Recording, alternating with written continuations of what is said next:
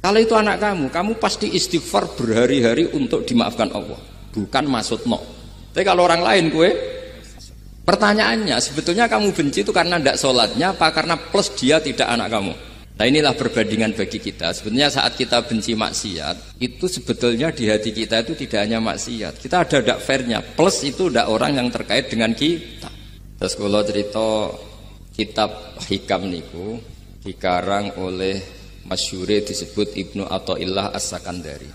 Niku muridipun Abul Abbas Al-Mursi. Ya muridipun sinten Abul Abbas Al-Mursi. Abul Abbas niku murid saking Abil Hasan Asy'ari.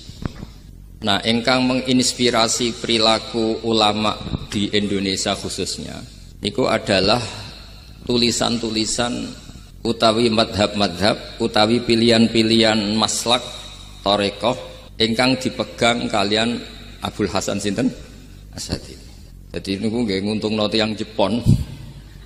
Madhab ini ora diunik.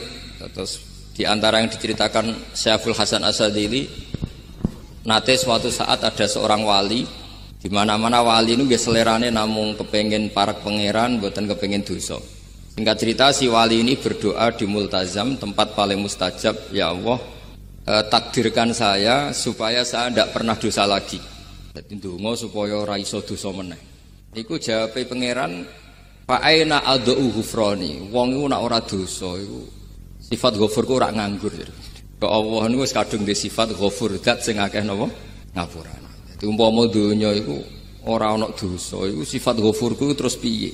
Dan niku sing dadekno tiyang boten terus seneng dosa niku boten tapi seneng arep-arep rahmati Allah Subhanahu wa taala meskipun keadaannya nate napa dosa.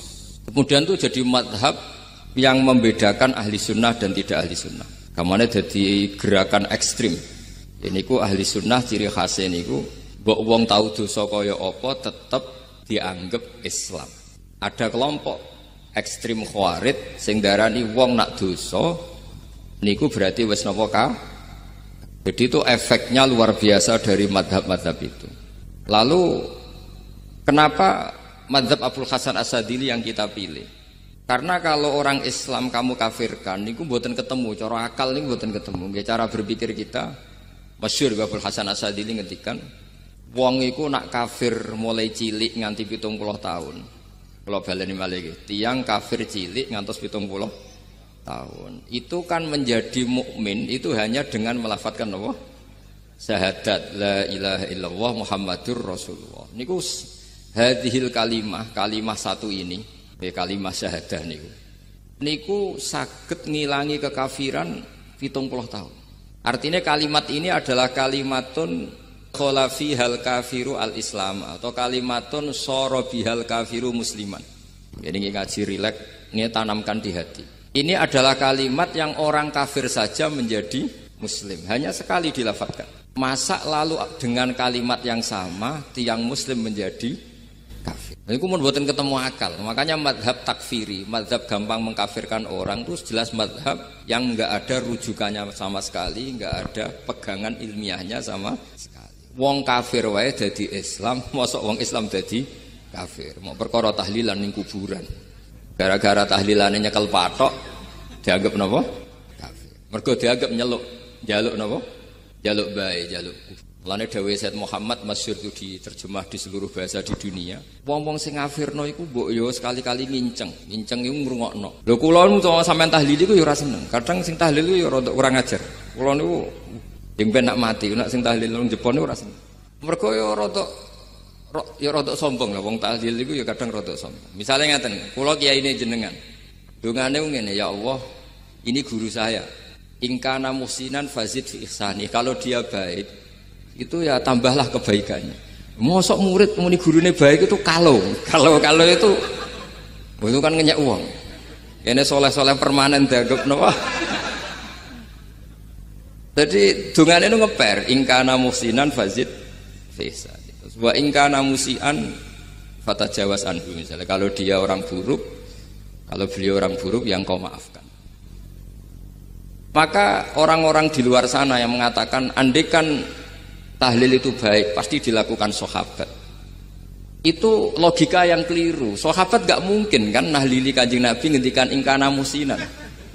Sido kafir ngoten ki mboten. Lah wong Kanjeng Nabi kok apike di ngendikano ingkana, ini kok kafir. Wong Nabi kok ingkana, andai. Saiki pertanyaannya gini. Kita sebagai kiai, sebagai guru, ku murid nak tahlil ya rada kurang ajar sithik. Wong gurune kok diomongno ingkana musinan ambek ingkana musian. Nah pertanyaannya gini, lepas dari kira rodok kurang ajar lah dalam tahlil itu rodok kurang ajar karena nyebut guru ora kode kana muhsinan tapi ingkana muhsinan. Mestinya kalau sampean sebagai murid kan menapa kode kana muhsinan, guru saya benar-benar orang baik, bukan ingkana andekan orang baik. Tapi ada satu kepastian bahwa ini tidak minta sama mayit. Jadi tujuan kalau kita minta mayat itu salah sama sekali. Wong kita datang ke kuburan malah memintakan ampunan untuk mayit. Kok iso darani njaluk iku piye? Ya mergo mau didelok kok adoh, ketoke ngatong ya berarti njaluk. Lah ya wong fatwa kok mau berdasar inceng-incengan kok adoh niku. Iku ora jelas ya fatwa ini.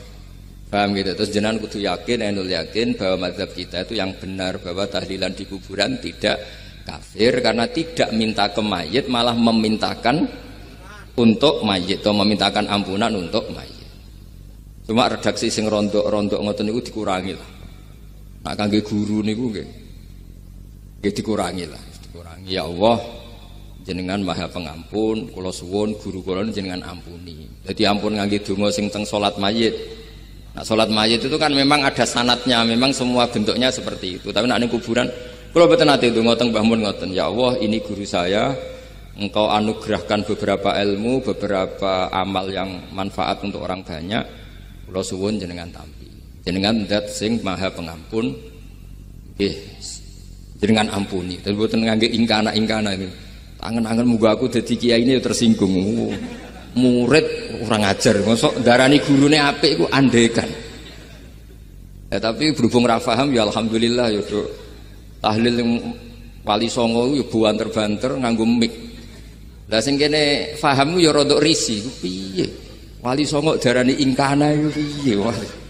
Dadi niku mareni iki, mulane kula suwun nak tahlil nyewa kiai sing alim lah ben rodok bener, ben rodok bener. Tapi ampun nyewa kula mboten purun. Kula nu gadah pondok lah dadi mboten saya masyhur susah diundang orang kecuali yang ada hubungan guru, hubungan sarang. Karena beliau lama sekali ngajar di MGS, beliau Gus Maksum itu lama ngajar di MGS. Jadi saya itu hanya datang di orang-orang yang pernah khidmah di sarang, terus yang pernah keluarga sepuh. Saya datang ke Jakarta ke Pak Quraisy Shihab itu ya karena Pak Quraisy itu lama sekali bikin diskusi-diskusi tafsir. Akhirnya saya termasuk pengajar di pondok beliau. Jadi faktornya ya hanya karena itu. Bukan yang lain. Terus kula suwun nggih, jenengan kedah yakin kalau faham takfiri yang memudahkan mengkafirkan orang lain itu faham yang salah. Karena itu bahaya. Terus bahaya kedua secara fikih. Secara fikih itu nanti repot. Kalau nanti di salah satu seminar itu sudah mau zuhur, ketemu satu narasumber yang gampang mengkafirkan orang. Itu separuh masjid, kebetulan mereka banyak yang bisa ngaji itu terus gak sholat zuhur. Gak sholat zuhur. Tanya sama mereka, lu kok gak sholat zuhur ini sudah masuk waktu? Kan sholat hanya wajib untuk orang muslim, kita akan kafir. Ya karena dikafirkan tadi kan, kalau kita akan dikafirkan. Akhirnya sing gak kafir, sholat. Efek dari mazhab itu panjang. Kalau betul faham mereka itu betul, berarti yang sudah kafir, orang kafir itu wajib sholat enggak? Enggak kan? Itu malah panjang kan, karena terus menjadikan orang Islam tidak nopo, tidak sholat. Nanti ke masjid tidak boleh, orang kafir nggak boleh masuk masjid. Itu efek fikihnya panjang. Jadi kalau suwun implementasinya di kitab hikam nih. Karena hikam itu putu murid yang paling bisa mengimplementasikan, menjelaskan cara pandang mazhab Abul Hasan napa? Asyadzili sing dados thariqah napa? Syadziliyah. Terus ketiga, itu cara pandang itu detail. Detail itu jelimet. Mesti sampean ora kepikiran. Misalnya begini. Ketika ada orang salah jenengan marah, itu sebenarnya karena salahnya apa karena hal yang lain? Normalnya orang itu berpikir karena salahnya. Itu keliru cara Abdul Hasan Asyadzili. Pasti kamu marah itu karena ada hal lain. Misalnya kayak pembantu elek kriting mecahno gelas, mesti langsung mbok amuk. Alasannya mecahno gelas. Tapi nek sing mecahno iku wong ayu, kowe iso ngamuk. Kowe iso ngamuk wong ayu. Mecahno gelas lah. Kok gelas lemari, rasa gelas. Sama. Kamu janjian sama orang, wongnya nyulayani janji, mesti mbok maki-maki. Katanya jam 10 kok udah datang gini-gini. Nah, tapi kalau yang terlambat itu wong sing ngutangi kowe iso ngamuk orang sing ngutangi kowe. Atau sing terlambat itu komandannya, atasan kamu. Atau kiainya. Nah, artinya gini, ketika kamu marah atas nama terlambat, itu sebetulnya karena terlambat atau karena hal lain. Nah, maksiat juga gitu. Cara pikirannya Abdul Hasan Asyadzili, ketika kowe roh misalnya cawe itu macak maco naik apa lah ninja atau apa, mesti kowe darane wah seluput suwuk. Tapi nak dikandani, niku putune jenengan. Mesti langsung ya Allah jenengan sepunten. Jadi sebenarnya kita kebencian sama orang lain itu karena kebetulan itu tidak keluarga kita. Coba kalau itu keluarga kita, pasti kita mikir ulang. Kowe gedeng wong ra salat, mesti sebabnya dua. Satu tidak sholat, dua kebetulan itu tidak anak kamu. Kalau itu anak kamu pasti istighfar berhari-hari untuk dimaafkan Allah, bukan maksud no. Tapi kalau orang lain kowe, pertanyaannya sebetulnya kamu benci itu karena tidak sholatnya apa karena plus dia tidak anak kamu. Nah itu pikirannya Abdul Hasan apa? Kowe ngamuk itu gelas pecah itu perkara itu pecah gelas apa plus yang mecahno elek. Nah itu pecundang kita, itu cara pikiran Abdul Hasan. Kita ini pecundang. Pecundang itu enggak fair. Napa? Betul fair. Nah itu terus beliau diantaranya punya cerita Nabi Ibrahim itu pernah diangkat ke Allah di alam malakut. Di alam malakut kemudian ini ada di kitab Hikam juz 2 halaman 4 yang di bab ini yang saya baca. Ini cerita terakhir nih, bantu pun. Sampai tak ngaji suwi-suwi ora mesti paham, aduk sediluk. Nak sediluk kan dia alasan, kenapa ora paham? Salah itu sebab ngulangi sediluk. Lah nak suwi sampean ora paham malah ribet kan? Diulang suwi ora paham goblok tenan berarti kan gitu. Nah ini untuk menjaga harkat dan martabat niku ngajine sediluk mawon dan takoki malaikat. Kenapa ora paham? Salah Gus Pak ngajine sediluk. Jadi duwe napa? Alibi lah gak ada napa? Pembelaan. Nabi Ibrahim itu diangkat di alam malakut. Karena beliau seorang nabi melihat orang maksiat ditanya sama Allah, ya Allah, itu orang-orang maksiat itu makan dari rizkimu, menempati bumimu dan semua fasilitas engkau bikin.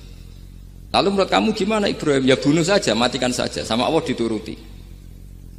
Melihat lagi ada maksiat yang berbeda, selalu Nabi Ibrahim usul itu dimatikan. Jadi Ibrahim pernah jadi garis keras lah kira-kira, keras sekali. Lalu suatu saat Nabi Ibrahim itu disuruh nyembelih Ismail. Disuruh nyembelih apa? Ismail. Baru disuruh nyembelih Ismail, Nabi Ibrahim tanya, ini anak saya ya Allah, ini samratu fuadi, ini buah hati saya, kenapa engkau nyuruh menyembelih? Sejarah ngetikane pangeran, apa kamu tidak ingat ketika tak angkat di alam malakut beberapa hambaku kamu usul supaya tak bunuh. Cara Jawane, cara Jepone kowe ora rasane dadi aku iku pangeran sing gawe aku enak kowe usul-usul kon mateni jare. Saiki gentenan, saiki anakmu sembelih. Rumangsamu dadi pangeran gak sayang mbek kawula. Kowe tak dadekno nabi ku kon dakwah ora kon mateni. Nabi Ibrahim nangis. Nah inilah perbandingan bagi kita. Sebenarnya saat kita benci maksiat, itu sebetulnya di hati kita itu tidak hanya maksiat. Kita ada dak fairnya. Plus itu dak orang yang terkait dengan kita. Jika misalnya mau wangkel, misalnya penyanyi sing piye mau wangkel. Suatu saat penyanyi ku WA ku, masa yo gelem dadi bojomu, ilang mangkelmu. Jadi pecundang kita ini sebenarnya pecundang. Nah, syukur-syukur memang makom kamu sudah tinggi. Memang benar-benar benci karena maksiat, paribasane wayu gelem mbok rabi tetep mangkel. Tapi saya tidak yakin. Soleh-soleh seperti ini imannya sampai seperti itu tidak yakin.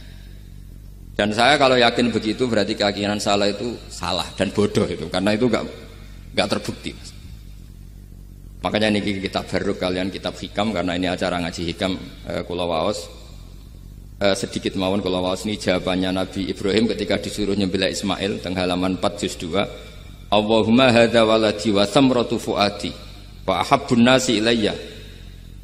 Fasami aqailan yaqul ama tadhkurul lailah allati sa'alta fiha ihlaka abdi. Awama ta'lamu anni rahimun bi ibadi kama anta syaqiqun biwaladik. Jadi Ibrahim, anak kamu sembelih. Kata Ibrahim, ini enggak mungkin Gusti, ini buah hati saya, kenapa engkau minta ini tak sembelih? Apa kamu tidak ingat pernah mengusulkan saya menghabisi sekian hamba saya? Kalau kamu bisa sayang anak kamu, saya juga sayang hamba-hamba kue enak we. Mikir. Jadi makanya kalau suwon kita ini hidup harus insaf. Nak kira dia duit, iku yo mangkel tenan loro tenan. Terus bojomu mbok kon sabar pas kowe ra ngekeki duit, iku yo ora fair. Wis ben-ben ngamuk. Satu kelihatan cerdas. Memang kondisi enggak punya uang itu harus ditanggapi dengan marah. Mosok diapresiasi. Pinter Mas kowe saiki dadi wong zuhud. Wah ya ribet. Wah ya ribet kan. Wes jos Mas sampean saiki ra duwe duit, sampean dadi wong zuhud, wong waroi. Tapi do mati bareng saiki. Jadi sebetulnya Allah bikin emosi itu andikan boleh dibahasakan wis dipikir. Walau la dafwahin nasa fa'dhum bi ba'd la fasadatil ardh. Jadi bumi ini sebaiknya itu diisi dengan sekian perbedaan. Tapi tidak konflik, perbedaan dengan konflik itu beda. Saya ulang lagi, bumi ini sebaiknya diisi dari sekian apa? Perbedaan, karena justru itu bagus.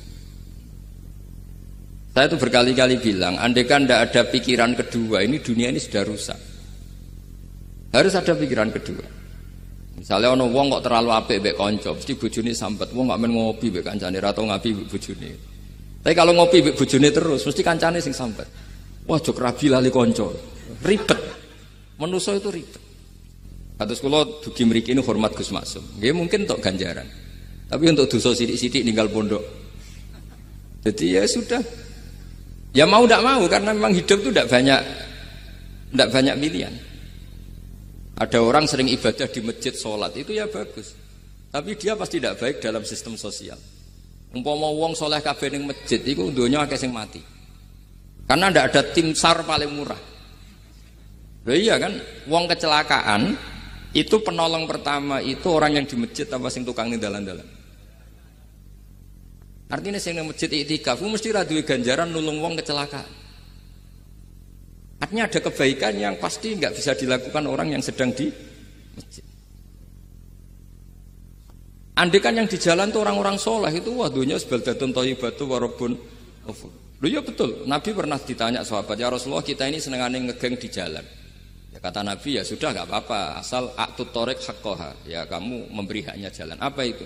Amar ma'ruf nahi. Kalau yang di perapatan wong soleh kabeh sing beda wedok ya isin. Mergo seneng perapatan wong soleh kabeh. Nah, masalah iki ra soleh kabeh, kemari ribet kan gak soleh kabeh. Jadi sebetulnya Indonesia itu aman kalau yang di jalan tuh soleh semua, karena perempuan lewat gak diganggu. Ada copet gak berani, semuanya aman. Maka di Islam itu menyebut kebaikan itu jumlahnya banyak sekali. Tidak bisa kamu wah hebat-hebatnya wong sing ning masjid terus, tidak bisa seperti itu. Andai kan semua orang di masjid, nah ono kecelakaan pertama yang nolong siapa? Nah ana wong goleki alamat tuh takok sapa kabeh ning jero masjid. Ribet kan? Nah, makanya ini Quran bikin aturan wala taq'udu bi kulli siratin tu'iduna wa tasudduna an sabilillah. Yang enggak boleh itu duduk di jalan sambil mengganggu atau mengancam hal-hal yang baik. Tapi kalau duduk di jalan justru membantu hal-hal yang baik, maka ini disyariatkan oleh Islam. Jadi ini kita harus mulai mikir ya. Jadi walhasil ngendikane kitab hikam, bayangkan yang maksiat itu anak kamu, istri kamu. Pilihan kamu itu memaafkan dan minta dimaafkan oleh Allah. Tapi ketika orang lain kamu minta supaya dilaknati Allah, ini tidak fair. Jika kita diajari guru-guru kalau minta ampun ighfirli wali walidayya wali jami'il muslimina wal muslimat. Masih dikata wali jami'il muslimina al muslimat wal mu'minina wal mu'minat. Itu filosofi yang luar biasa, kata jami, semuanya ya Allah Engkau maafkan. Bukan keluarga saya tok, siapapun yang berkontribusi terhadap Islam ini Engkau maafkan. Begitu juga di muqaddimah khutbah kula suwun harus ditradisikan wala alihi wa sahbihi ajmain. Kata ajmain ini kata pembeda. Mungkin orang baca hanya rutin, tapi kita yang nekuni ilmu, ajmain ini kata kunci. Fa inna ahla syiah akramu sahabiyan wa ahanu sahabiyan akhar. Jadi tradisi madhab syiah itu apa? Ada sahabat yang begitu dimulia-muliakan berlebihan kayak Sayyidina Ali, dan ada yang dihinakan kayak Abu Bakar dan Umar. Lalu pembedanya dengan ahli sunnah apa? Kita menghormati sahabat wa sahbihi ajmain. Jadi hadhil kalimah kalimatun fariqah. Ini kalimah pembeda.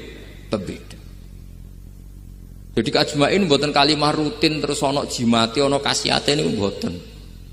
Kita maklumatkan ke seluruh dunia bahwa mazhab ahli sunnah ditandai dengan wa ala alihi wa sahbihi ajmain.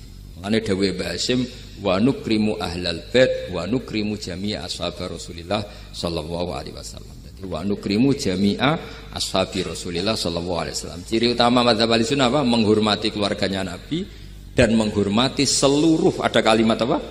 Seluruh sahabat. Jadi kata ajma'in itu kalimatun fariqah atau kalimatul fasl. Kalimat yang membedakan mana madhab syiah dan madhab ahli sunnah apa?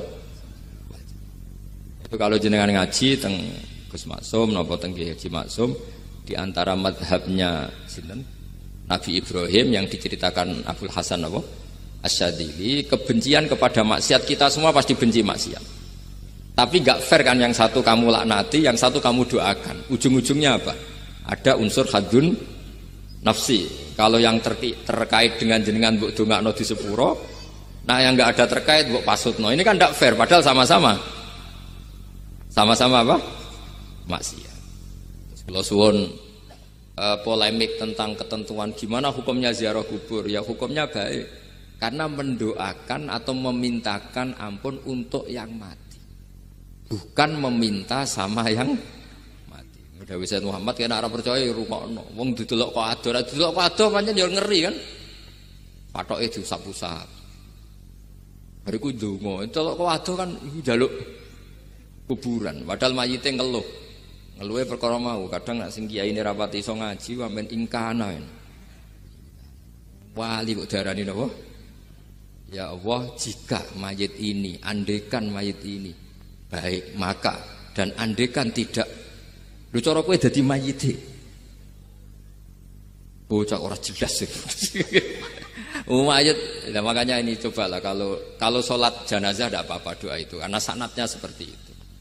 Ya, kalau doa guru ya diatur-atur yang baik lah, langsung mawon ya ghafiratunu wal khotiat gini-gini. Saya mohon beliau amal baiknya jangan terima, amal buruknya jangan ampuni, karena guru juga manusia tidak nabi. Boten terus apa? Pakai apa? Ingkana. Apa? Kita beruk. Nah, mulane itu setelah peristiwa ini Nabi Ibrahim menghentikan faman tabi'ani fa innahu minni wa man asoni fa innaka ghafurur rahim. Ya Allah, orang yang ikut saya ya pasti bagian dari saya. Artinya harus berhak mendapat syafaat. Tapi orang yang sedang tidak taat sama saya, kula suwun beri hak untuk tobat. Jadi ghafur itu artinya ya kasih waktu lah Gusti untuk tobat. Sehingga umat ini enggak berhenti berharap supaya yang sedang maksiat pun kita selalu berharap suatu saat pasti tobat. Kita berharap la'allahum yarji'un, la'allahum yantahun. Quran sendiri menghadapi orang-orang maksiat masih selalu diberi harapan la'allahum yarji'un, la'allahum yantahun. Ya tentu dengan sekian mauidhah, sekian hikmah, sekian amar ma'ruf nahi munkar. Yang jelas kita sebagai ahlul ilmi tidak punya sanad model keras. Karena semuanya ini proses. Sama nggak bisa niru Nabi itu kan dulu perang Gus. Loh Nabi perang dulu itu enak. Enaknya itu Nabi mesti bener, musuhnya mesti salah. Itu Abu Jahal CS. Saiki kowe perang kowe ora mesti bener. Musuh ora mesti salah. Terus kabeh tegas piye oleh tegas wong padha ora jelas. Riyen tegas kan gampang, Nabi mesti bener. Musuhnya mesti Kan penak. Anak sampean, wah sampean masih macake santri ini. Cara tukaran mbek tanggamu ora mesti tak bela. Ya mergo ora mesti bener. Wong bapak anak cerita kula, ana imam masjid sepuh, istiqomah geger mbek pengurus takmir. Ya kadang bener sing canom-nom. Kaya imam masjid sing sepuh iku ndekne wong paling sepuh kudu dadi imam terus jare bapak. Iku istiqomah apa mau digenteni wong liya. Itu banyak alumni sarang, alumni Pelosok Lirboyo nganggur gara-gara sing tua itu mau digenteni. Nah tapi misalnya kok sing nom ambisi ya salah, wong ono sing sepuh kok sing nom ambisi hidup itu udah banyak pilihan. Artinya gini loh, di wilayah istihad, di wilayah mikir itu potensi salah itu ada. Ya wow, kena abot keluargamu mesti sering ninggal bojo. Nah abot bojo mesti mengabaikan ibu kamu, saudara kamu. Nak ngono sing imbang, Gus. Rai-rai pas-pasan wangi limbang. Ndak segampang itu ngelola keseimbangan itu ndak gampang. Karena hidup tuh wakana bena dzalika qawama itu ngukurnya ndak gampang. Kalau sampean sholat soft awal terus. Iki ada ulama yang kritik meskipun sholat awal paling apik. Kowe iku sapa kok ngarep terus koyok paling bener. Jebule kok ngarep jebule salah. Lah yo kan kuatah. Orang maksa salat awal terus ning Mekah, jebule salah. Jadi ono juga wali yang kalau salat itu nggak guri ditakoki, "Kenapa kowe sering nggak guri?" Aku iku isin.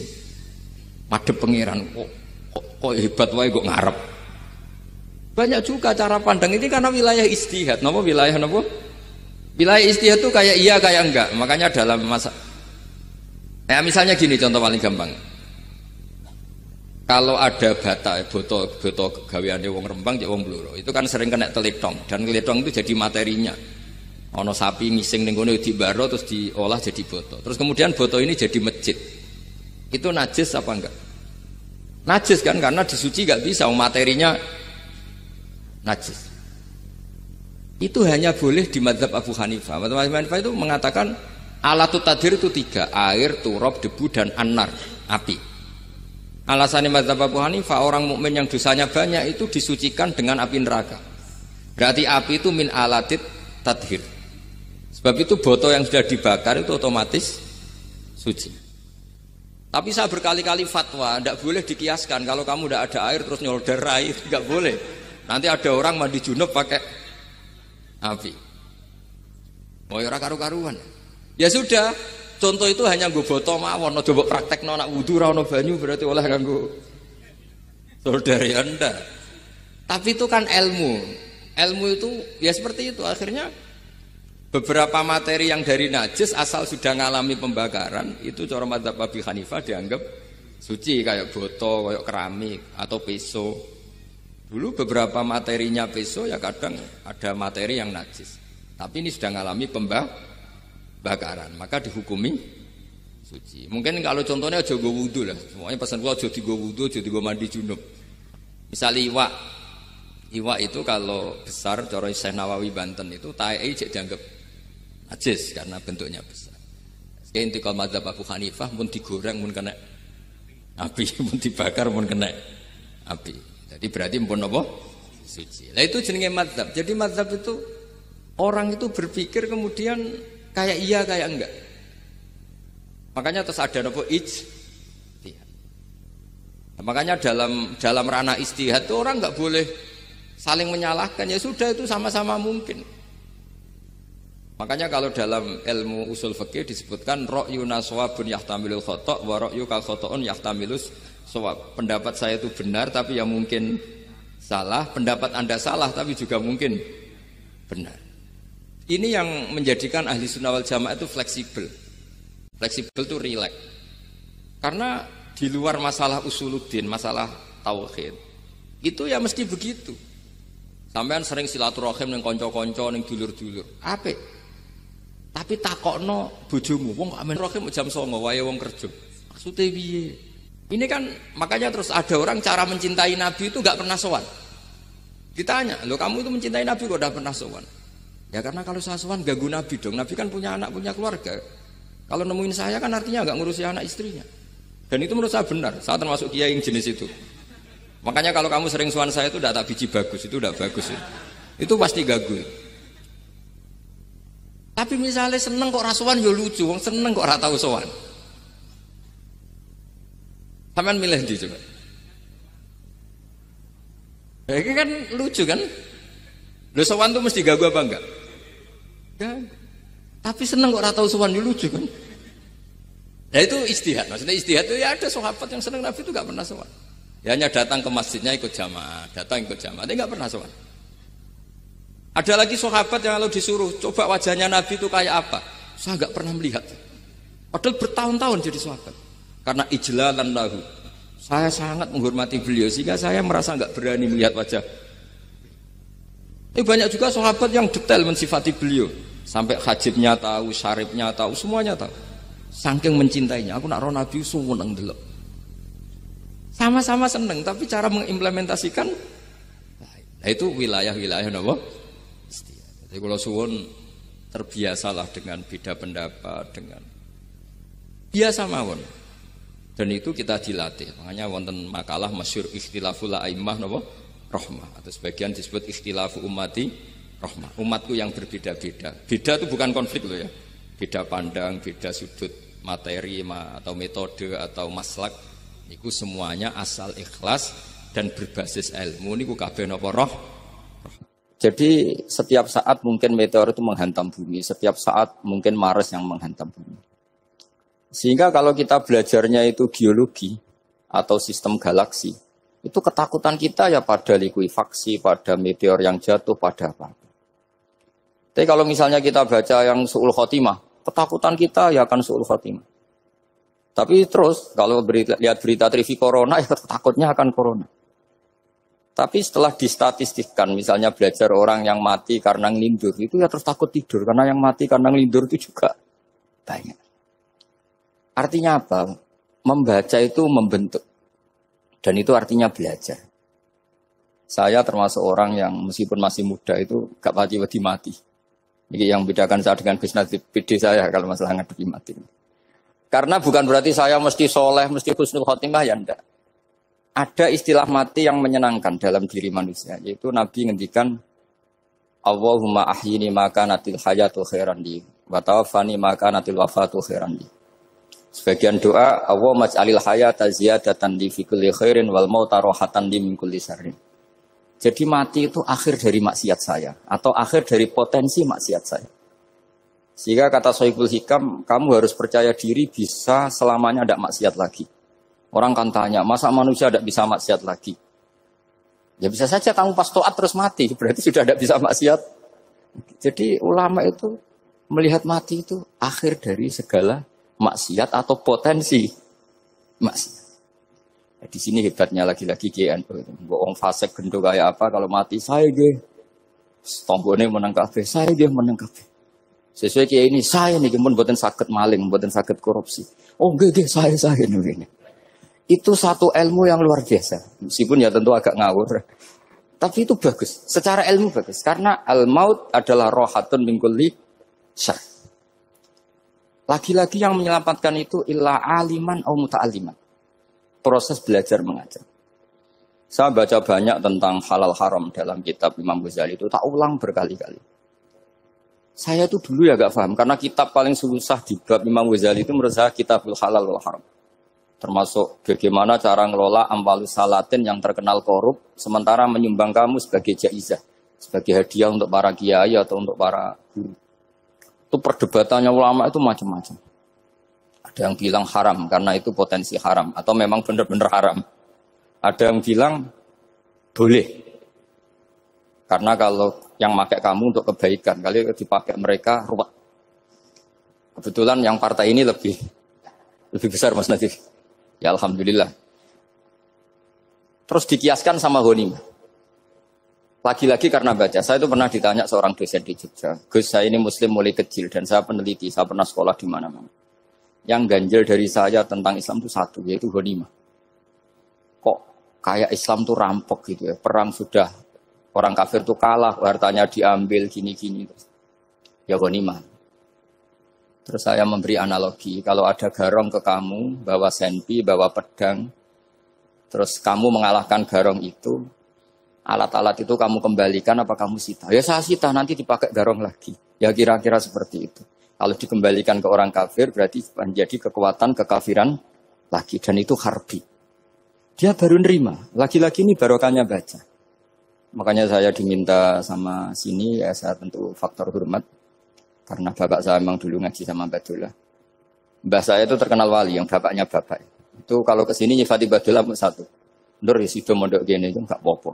Pondok elek lah, kiaimu wali. Zaman itu bapak itu di kamar kursi ya masih ada kakinya. Saya dulu sering dijak ke sini sama bapak.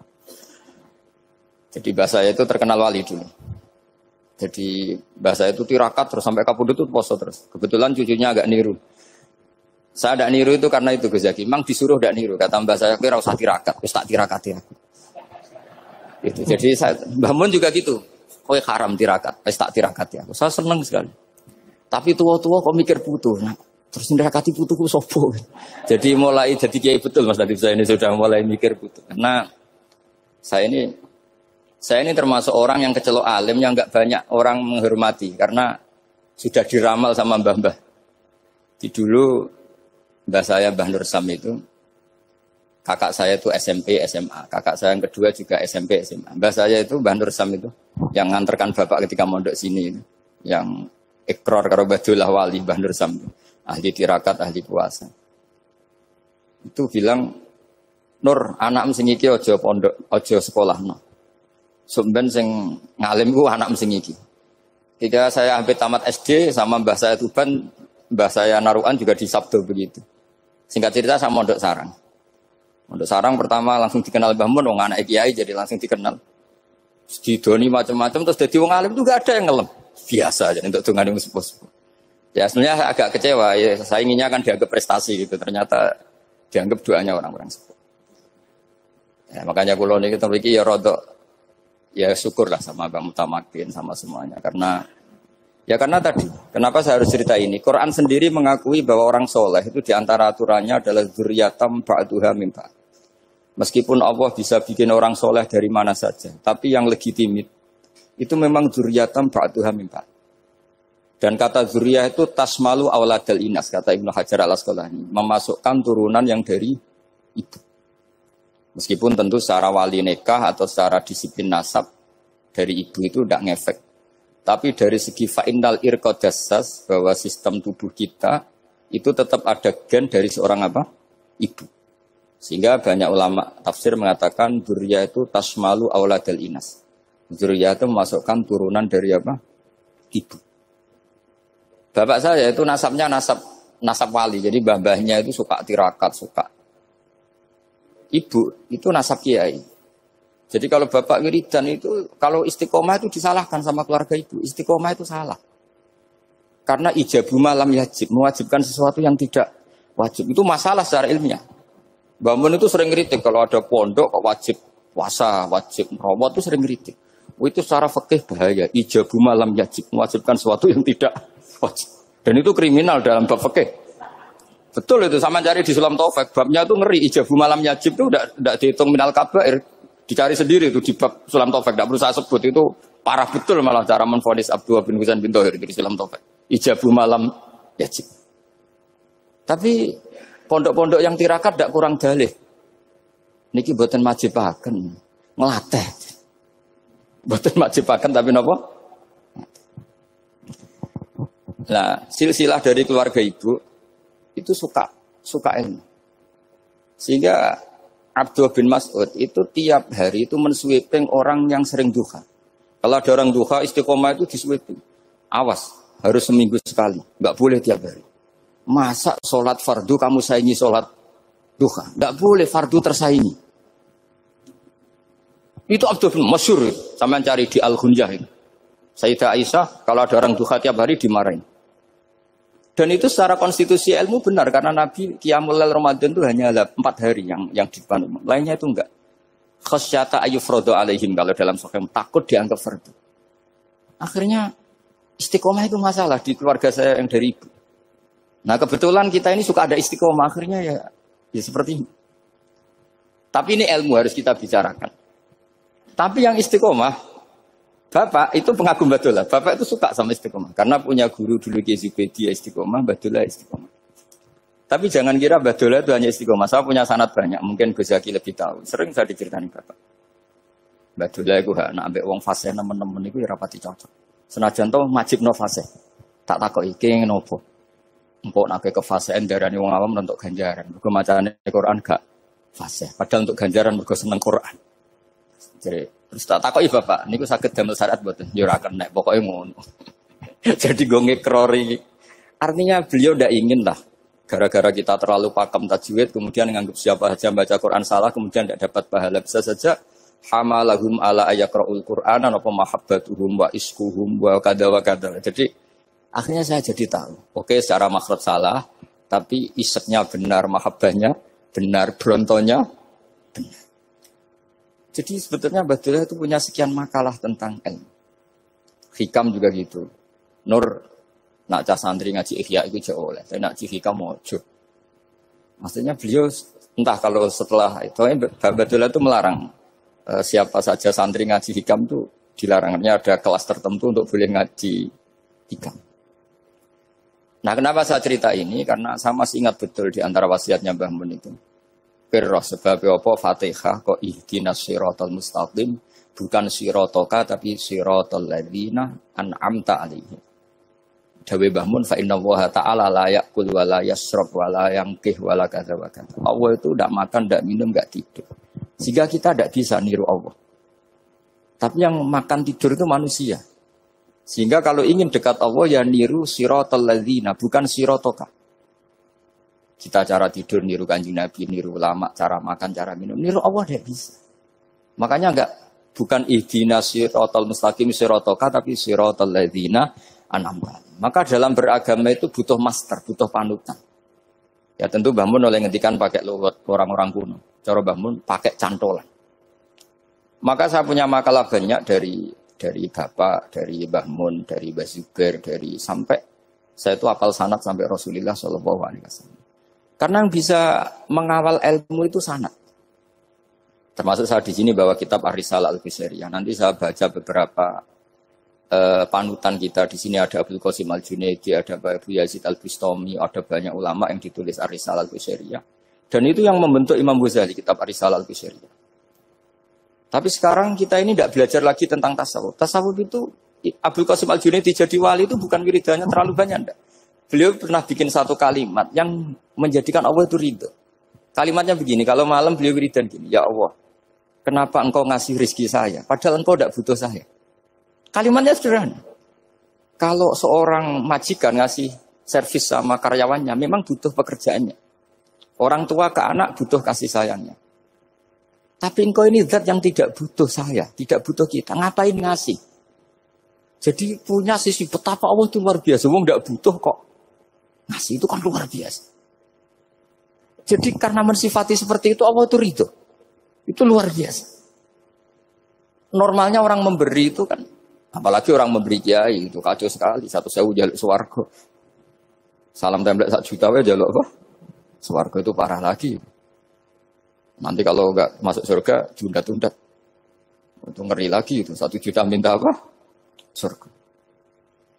Sayyidina Ali itu diantara sebabnya beliau dekat Allah itu karena muamalahnya sama Allah itu benar. Di antara muamalah itu yang diriwayatkan di kitab Ar-Risalah Al-Qusairiyah adalah masyhur. Kafani izzan antakuna li rabban wa kafani fakhran an akuna laka abdan. Tiap malam ya beritanya itu. Ya Allah, saya sungguh sangat mulia karena engkau yang jadi Tuhan. Coba kalau saya dituhani manusia yang mati atau dituhani siapa yang mati juga. Wa kafani fakhran an akuna laka abdan. Saya ini bangga sekali karena jadi budakmu, jadi hamba zat yang tidak mati. Jadi pakem-pakem yang menjadi masyrab kalau dalam bahasa tasawuf itu yang menjadikan wali. Sehingga yang dikatakan ibadah itu apa? Ma'rifatullah. Mengenali Allah secara benar. Jadi jangan kira wali-wali dulu terus terlalu istiqomah, ada juga. Mereka punya pakem yang menjadikan Allah itu ridho. Saya beri contoh nih di sini banyak makalah nanti saya beberapa baca tabarruk.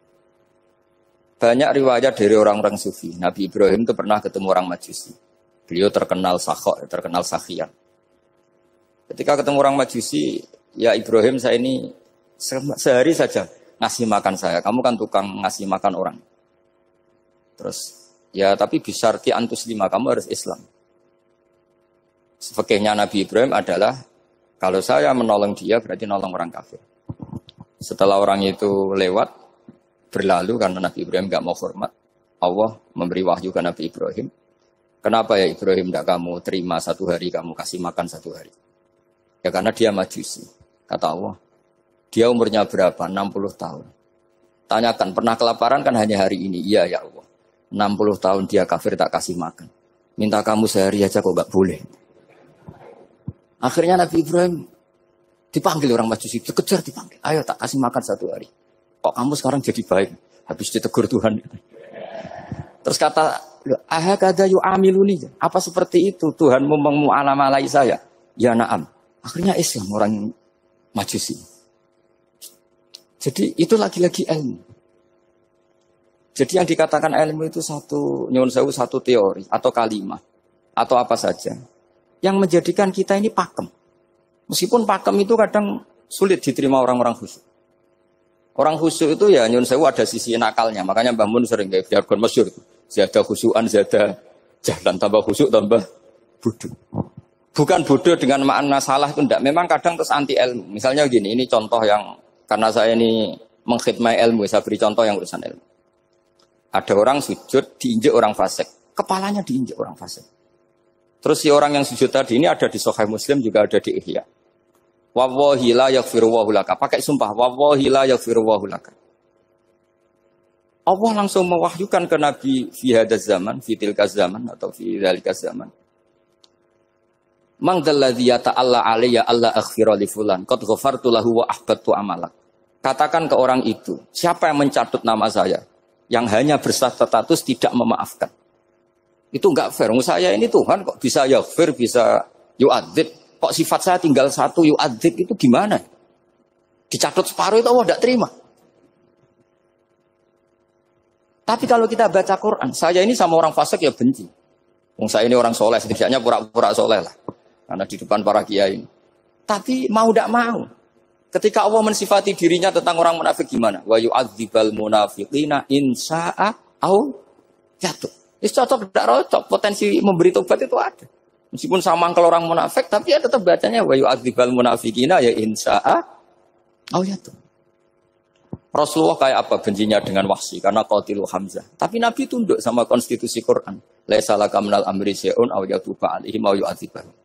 Akhirnya Allah malah memberi tobat sama qatilu Hamzah, yaitu Wahsy. Ini pentingnya baca lagi. Kalau kita tidak baca, hanya khusyuk saja. Tidak baca. Pasti sama orang yang menginjak orang sujud tadi, yang menginjak pasti salah, nggak dimaafkan. Bongso pasti. Pertanyaannya adalah, betulkah Allah punya sifat 1? Yaitu yu'adzib. Makanya kalau kita baca, misalnya baca Quran, walillahi mulkus samawati wal ard, ya sudah, yaghfiru liman yasha wa yu'adzibu man yasha. Kalau nuruti rasa kita, ya inginnya ke kita, yaghfir, ke orang lain yu'adzib. Tapi Tuhan kan nggak terima. Saya ini Tuhan kok didikte makhluk saya ini gimana? Nggak bisa. Sehingga ya ini lagi-lagi ilmu. Makanya saya cocok, tidak cocok itu suka baca. Saya suka sekali baca. Mulai ulama dulu, ulama modern, setengah dulu. Mulai ulama yang kedunian sampai setengah kedunian. Suka. Saya dulu tuh nggak suka uang. Karena saya memang tadi mbah saya dari bapak itu wali Mas Dadi. Kalau tadi Mas Nadif jujur, mulai Mbah Soleh itu suka bully mertuanya, jadi saya alhamdulillah dia jujur. Jadi, Mbah Soleh itu menantunya Raden Asnawi, itu ya bully-bulian sama ini terus ditiru beliau ini. Itu nggak suka sebenarnya. Saya itu ya pokoknya tadi kalau orang daftar wali itu kan nggak suka sama. Karena mereka nangis ketika Allah ngendikan wa aqridu atau ayat-ayat anfiku. Atau orang baik disifati wa aqridu wa qardan hasanah. Itu hadal khitab li ahlil jiddi wasarwah. Ini khitab untuk orang kaya. Kalau isin Gusti jenengan nampen ngongkon infak kok kalau diinfaki. Jenengan nampen ngongkon ngamal kok kalau di ngamali. Jadi maka yuhibbunal mal, mereka tidak suka harta. Walakin liyana luladzatal khitab bil infak, dan itu harus kaya dulu untuk bisa infak. Jadi itu uniknya. Akhirnya saya Imam Sa'roni penting juga kaya. Jadi wali untuk suka harta itu nunggu diperintahkan Allah. Alhamdulillah kita ndak, sudah wali dulu karena sudah senang harta wali. Jadi kayaknya keren kita dibanding wali-wali itu. Artinya wali itu tahu pentingnya harta setelah jadi wali. Kita alhamdulillah mulai kecil sudah tahu pentingnya harta. Kayaknya kita lebih wali. Imam Syafi'i itu dulu gak suka sama orang kaya. Saya berkali-kali ceritain. Karena dia dididik Sufyan As-Tsauri, Sufyan bin Uyainah. Tapi ketika ketemu Imam Malik itu kaya raya. Meskipun dia hidupnya sederhana, tapi kaya raya. Pas beliau mau, Imam Syafi'i dia agak-agak sopan kalau sekarang tanya, setelah jenengan ilmu yang saya harus ambil siapa? Kata Imam Malik, yang sealim saya itu sudah meninggal Abu Hanifah, tapi muridnya masih, namanya Muhammad bin Hasan Asy-Syaibani. Kamu datang ke sana. Semalam itu Imam Malik dikasih uang 500 dinar. Padahal 1 dinar itu 4,25 gram. Bisa dihitung berapa ratus juta. Terus paruhnya dikasihkan Imam Syafi'i. Nah, tidak kasangoni. Pagi-pagi diajak ke Baki. Dulu Baki itu ada kafilah rental unta. Mana kafilah yang mau ke Irak? Kita. Ya sudah ini antar. Tak bayari. Diantar Imam Syafi'i. Diantar ke Imam Muhammad bin Hasan Asy-Syaibani di Irak. Itu ketemu Muhammad bin Hasan Asy-Syaibani pertama itu apa? Beliau itu kalau ngitung uang di meja. Emas-emasnya di meja, uangnya dolar, semuanya di meja. Tambah kaget. Ini saya sama Imam Malik ingkar, ini malah lebih parah lagi. Kata Muhammad bin Hasan Asy-Syaibani, "Atak jabu min hadza." Kamu kagum dengan ini, merasa aneh? Iya. Ya sudah, ini tak kasihkan orang fasik. Bintigo demenan, bintigo judi. Jangan, jenengan saja. Kalau jenengan kan orang soleh dipakai kebaikan. Berarti orang soleh boleh kaya. Angsal-angsal. Semenjak itu Imam Syafi'i kebablasan. Sampai fatwa kiai fakir itu haram. Kiai bisa bikin rumah bagus, bikin rumah jelek. Haram. Puasa al-Islam ya Allah wala yulah. Nah lagi-lagi kebetulan kita sebelum ngaji Imam Syafi'i sudah seperti itu. Jadi ini justifikasi. Lagi-lagi itu ilmu. Seorang lagi-lagi itu ilmu. Akhirnya saya baca kitabnya Imam Sa'roni namanya Al-Minanul Kubro. Itu beliau cerita wa mimma manallahu alaihi. Kesannya kayak orang sombong. Tapi sebetulnya yang sopan itu yang sombong. Karena Imam Sa'roni kan bilang, kamu harus memaklumatkan diri kalau antum minal ulama il amilin. Kamu termasuk ulama yang amilin. Terus ditanya sama orang-orang, bagaimana kalau nyatanya ndak? Kamu tadi subuh sholat, iya saya sholat. Kamu tadi zuhur sholat, iya saya sholat. Kenapa ketika kamu maksiat ingat terus, ketika kamu taat tidak ingat? Berarti kamu anggap Allah itu menyesatkan kamu tok, tapi tidak pernah ngasih hidayah sama kamu. Pas delok rondo ning dalan kok maksiat, bar salat atau syukur, bar duhur atau syukur berasa. Berarti kan nyifati Allah, hari ini Allah ngasih saya maksiat. Sementara lupa kalau Allah ngasih salat duhur, salat asar, salat maghrib, salat. Oh sudah di situ al-Minanul Kubro, pokoknya orang itu soleh semua. Nah saya itu termasuk orang yang didikte oleh kitab, terbentuk oleh kitab Al-Minanul Kubro. Jadi di situ hidup itu enak semua. Makanya saya itu masih ingat dialeknya dua orang alim. Gak perlu saya sebut, ini agak sensitif. Karena ceritanya itu ada anaknya kiai mau nyalek. Karena dia anaknya kiai tanya, Mbah, dalilnya nopo nanti yang kepingin jadi jabatan, mencari jabatan itu sah. Kalau yang jawab tak sebut gak apa-apa namanya. Jawabnya Mbah Mun, oleh gak apa-apa. Nabi Yusuf juga boleh jabatan. Terus beliau baca, qalat alni ala khuzainil ardi inni khafifun alim. Nabi Yusuf juga boleh jabatan ya Rabb. Didebat sama orang alim. Itu Nabi Yusuf, syariatnya itu mansukhoh bi syariati Rasulullah Muhammad SAW. Setelah tamunya pulang, Mbah Mun dibantah gitu. Dari Mbah Mun gini bilang, anut kiai wae oleh pemenang anut Nabi. Sama ingat kalimatnya. Anut kiai wae oleh pemenang anut. Artinya Nabi Yusuf kan minta jabatan ij'alni ala khuzainil. Jadi akhirnya semenjak itu fikih-fikih ilmu tadi saya ulang lagi. Akhirnya saya cari, termasuk saya disuruh bangun. Saya golekno dalile nak wong soleh kok oleh jabat. Batin gue, wong dalil kok diorder saya ya sempat. Ternyata saya cari-cari ya tadi am yahsudunan nasa alama atahum wa min fadlih. Faqad ataina ala Ibrahim alkitab wal hikmata wa atainahum mulkan azim.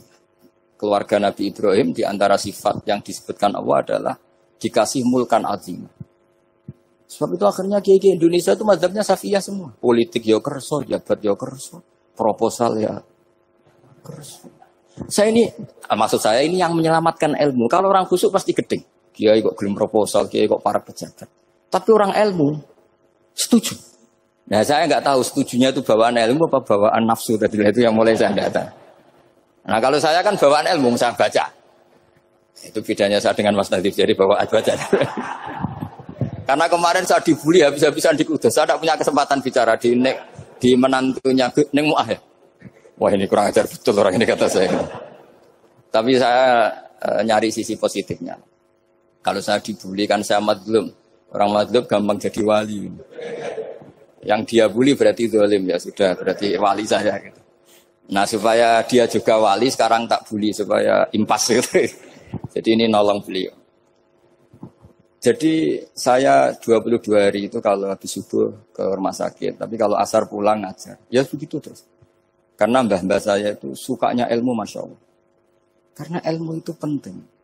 Apapun pakemnya para wali itu kalau diingatkan secara ilmu itu terus kayak runtuh. Saya berkali-kali mencontohkan. Dan itu valid, data itu valid.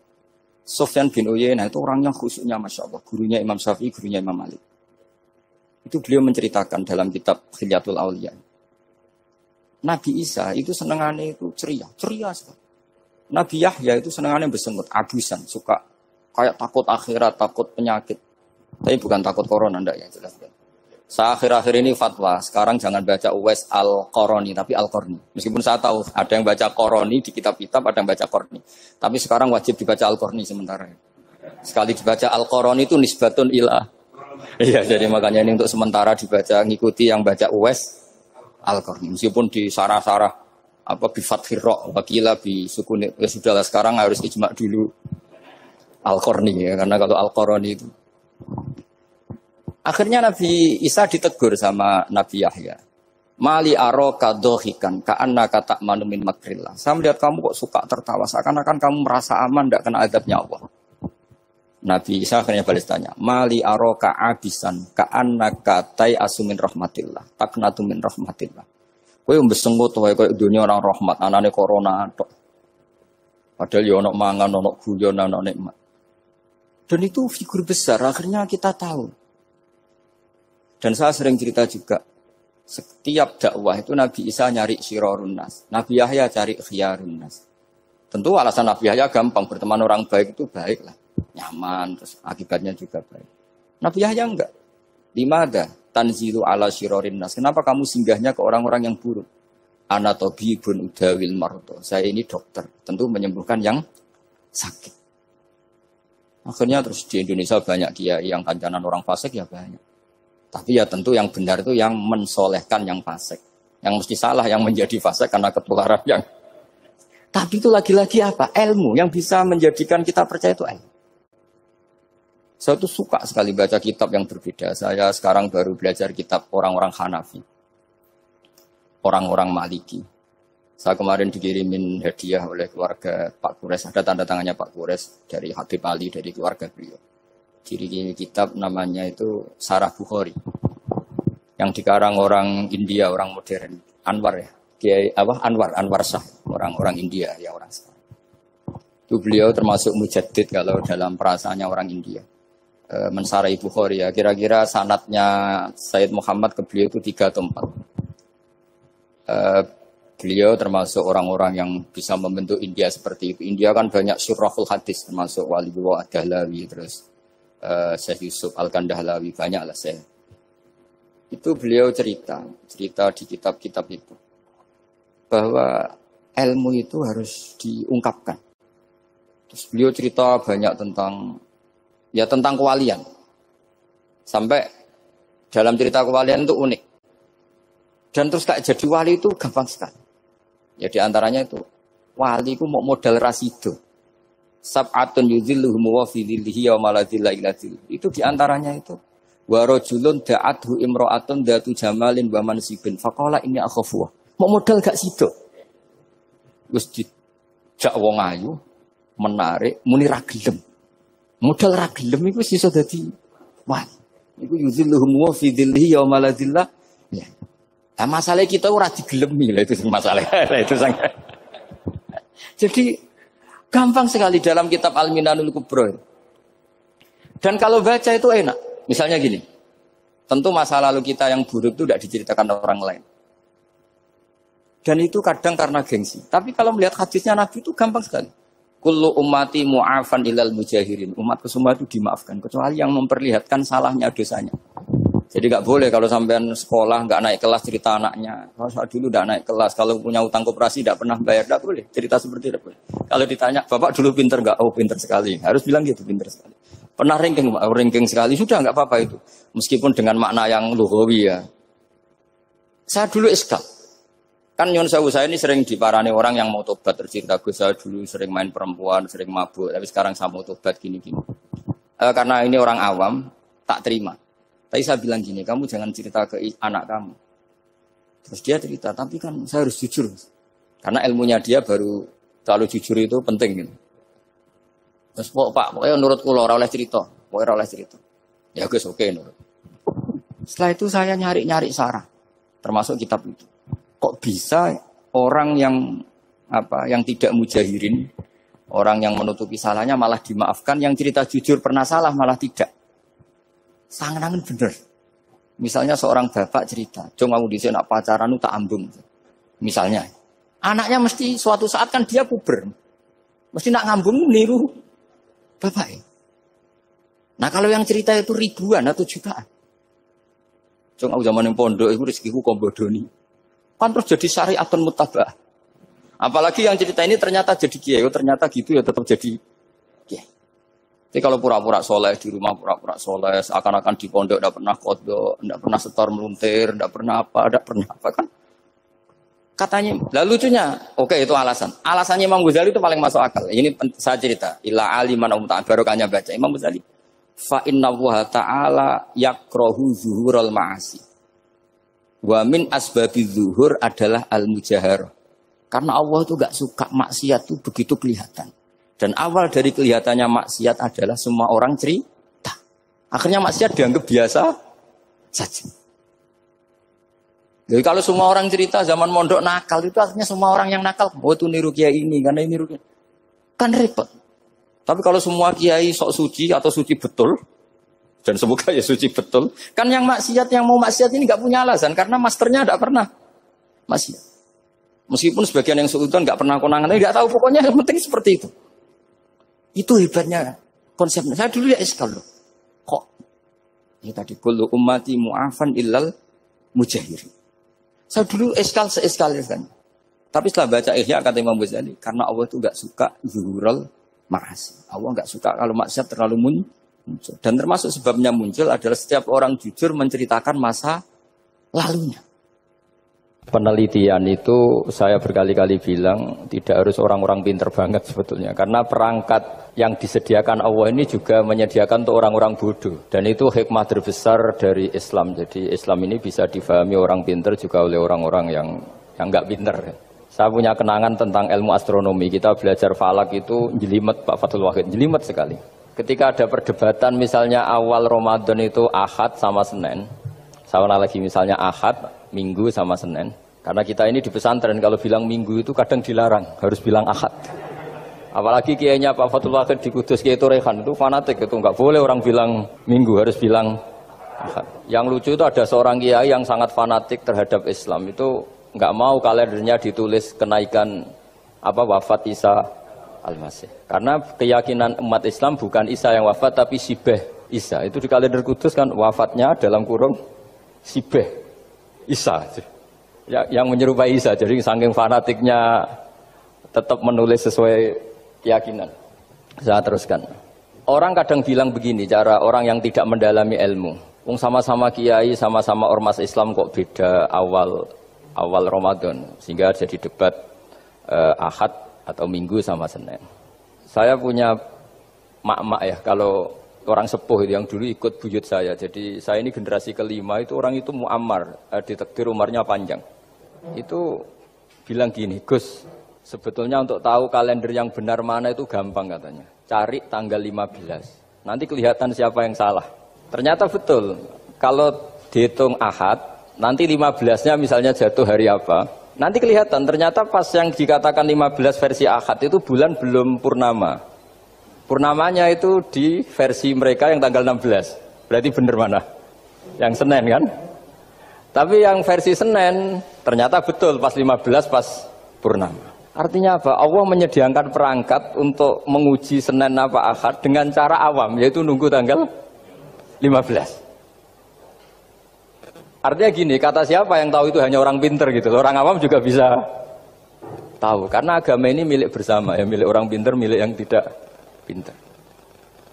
Sehingga dalam pola-pola Islam, di antara madhab Syadzili, madhab Thariqah Naqsyabandiyah, itu beliau di antara kampanyenya gini, kata Thariqah Naqsyabandiyah. Thariqah kami ini yastawi fistifadatiha ar-rijalu wasibyan. Popularitas Thariqah saya mudahnya difahami ini antara orang pinter yang sudah dewasa sama anak-anak kecil ini sama.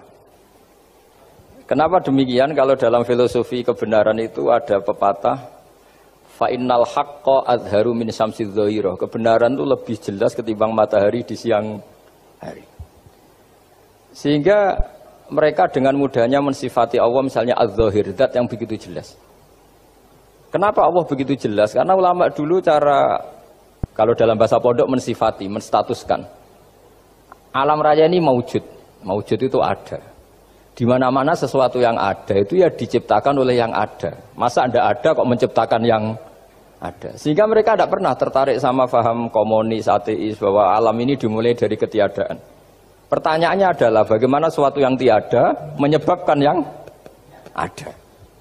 Sehingga ulama dulu pinter, sifat wajib itu apa? Wujud. Karena alam raya ini kadung wujud, kadung maujudat, maka Allah harus wujud. Berhubung wujudnya Allah itu wujud penyebab, harus qadim atau harus awal. Masa penyebab datangnya terlambat dulu yang jadi efek dari penyebab itu. Sehingga mereka dengan gampangnya mensifati Allah az-zahir, zat yang begitu jelas. Sehingga Imam Sibawayh ahli nahwu itu juga mengenali Allah lewat teori nahwu. Beliau bilang Allah itu siapa? Allahu a'raful ma'arif, zat yang paling mudah dikenali. Nah sehingga tadi seperti yang dikatakan Pak Rektor, sebetulnya perangkat ilmu seperti tadi menemukan bulan itu diantaranya ditemukan kalau bulan tuh nggak rata itu ya lewat teori gambar, karena sekian jarak punya akibat sekian, punya misalnya kita melihat gunung kelihatannya indah, padahal di situ ya ada lubangnya, ada pohon yang tertebang, ada pemandangan yang nggak indah, tapi gara-gara dilihat dari jauh semuanya indah. Maka disarankan orang yang baru nggak suka istrinya terus melihat dari jauh, tinggal minggat lah kira-kira. Kalau ditinggal minggat 2 bulan itu mesti cinta lagi itu, kan fungsinya baru kelihatan itu. Tapi kalau dekat terus tuh mesti sama neknya lah kira-kira gitu, sama mangkelnya. Sehingga itu ya dipakai teori juga dalam silaturahim. Di agama terkenal ada pepatah zuruhibban tasdad hubban. Jadi ya jangan sering ketemu, nanti kamu gampang cinta. Kalau sering ketemu ya gampang bosen lah kira-kira seperti itu. Nah, kemudian teori-teori awam ini dikembangkan. Yang awam, jadi dulu orang menemukan matahari itu besarnya kayak apa, rembulan besarnya seberapa, itu dilihat setiap kita melihat mobil itu jarak 1 kilo masih kelihatan sekian meter, nanti kalau 2 kilo berkurang sekian senti, kalau 3 kilo berkurang sekian senti, terus dikalikan ya kira-kira seperti itu. Kalau rembulan masih kelihatan segede itu berarti kali sekian pengurangan tadi, terus ditemukan. Makanya kita Pak Fathul Wahid yang di pesantren yang memang serius ngaji, itu di situ ada ilmu falak, itu ditemukan sebelum ada teknologi. Jadi kita tahu gerhana itu lamanya berapa, terus yang kena gerhana sisi mana, terus itu dihitung. Karena dari dulu sains, ilmu itu di atas teknologi. Jadi kalau keyakinan kita di pesantren, teknologi itu hanya menyumbang nggak sampai 30%. Jadi orang bisa menemukan pesawat misalnya itu karena melempar batu, kalau masih ada tekanan batu itu tidak akan jatuh. Padahal batu itu tidak ada mesinnya, asal ada tekanan dia tidak jatuh. Terus dihitung kecepatan berapa yang menjamin sesuatu itu tidak jatuh. Hanya ditemukan pesawat, meskipun mau landing harus tetap banter, karena kalau tidak banter jatuh. Itu dihitung, artinya dari sains dulu baru ditemukan teknologinya untuk gimana supaya tetap kecepatan sekian itu ketika mau landing. Nggak boleh pesawat direm, kalau direm ya jatuh, karena tadi seperti batu dilempar dia nggak jatuh ya kalau masih ada tekanan. Sehingga instrumen itu ditemukan juga di bab tauhid. Saya punya kitab namanya Hasyiatut Turmusi, dikarang ulama top Indonesia, namanya Syekh Mahfud At-Turmusi. Itu beliau cerita, Imam Al-Amudi itu ulama top, tapi dia itu unik. Tiap ngajar santrinya itu ngajar matematika, ngajar ilmu eksak. Terus ditanya, sampai muridnya itu ragu, ini guruku masuk surga enggak, ini kiai kok hanya ngajar matematika. Ya kira-kira ngajar, ya seperti mahasiswa jenengan kan, ini rektor masuk surga enggak, ngomong teknik terus gitu loh. Tapi gurunya kayaknya enggak terima, disuudoni santrinya itu enggak terima, karena beliau seorang wali. Murid-muridnya itu bermimpi. Ini penting saya ceritakan, mungkin agak aneh di dunia kampus ya, di bab ini. Kalau dalam teori kita, Pak On itu, mimpi sama nyata, melihat itu otoritatif mimpi. Ini yang agak aneh di ilmu pesantren. Jadi melihat jenengan langsung dengan mimpi itu otoritatif mimpi.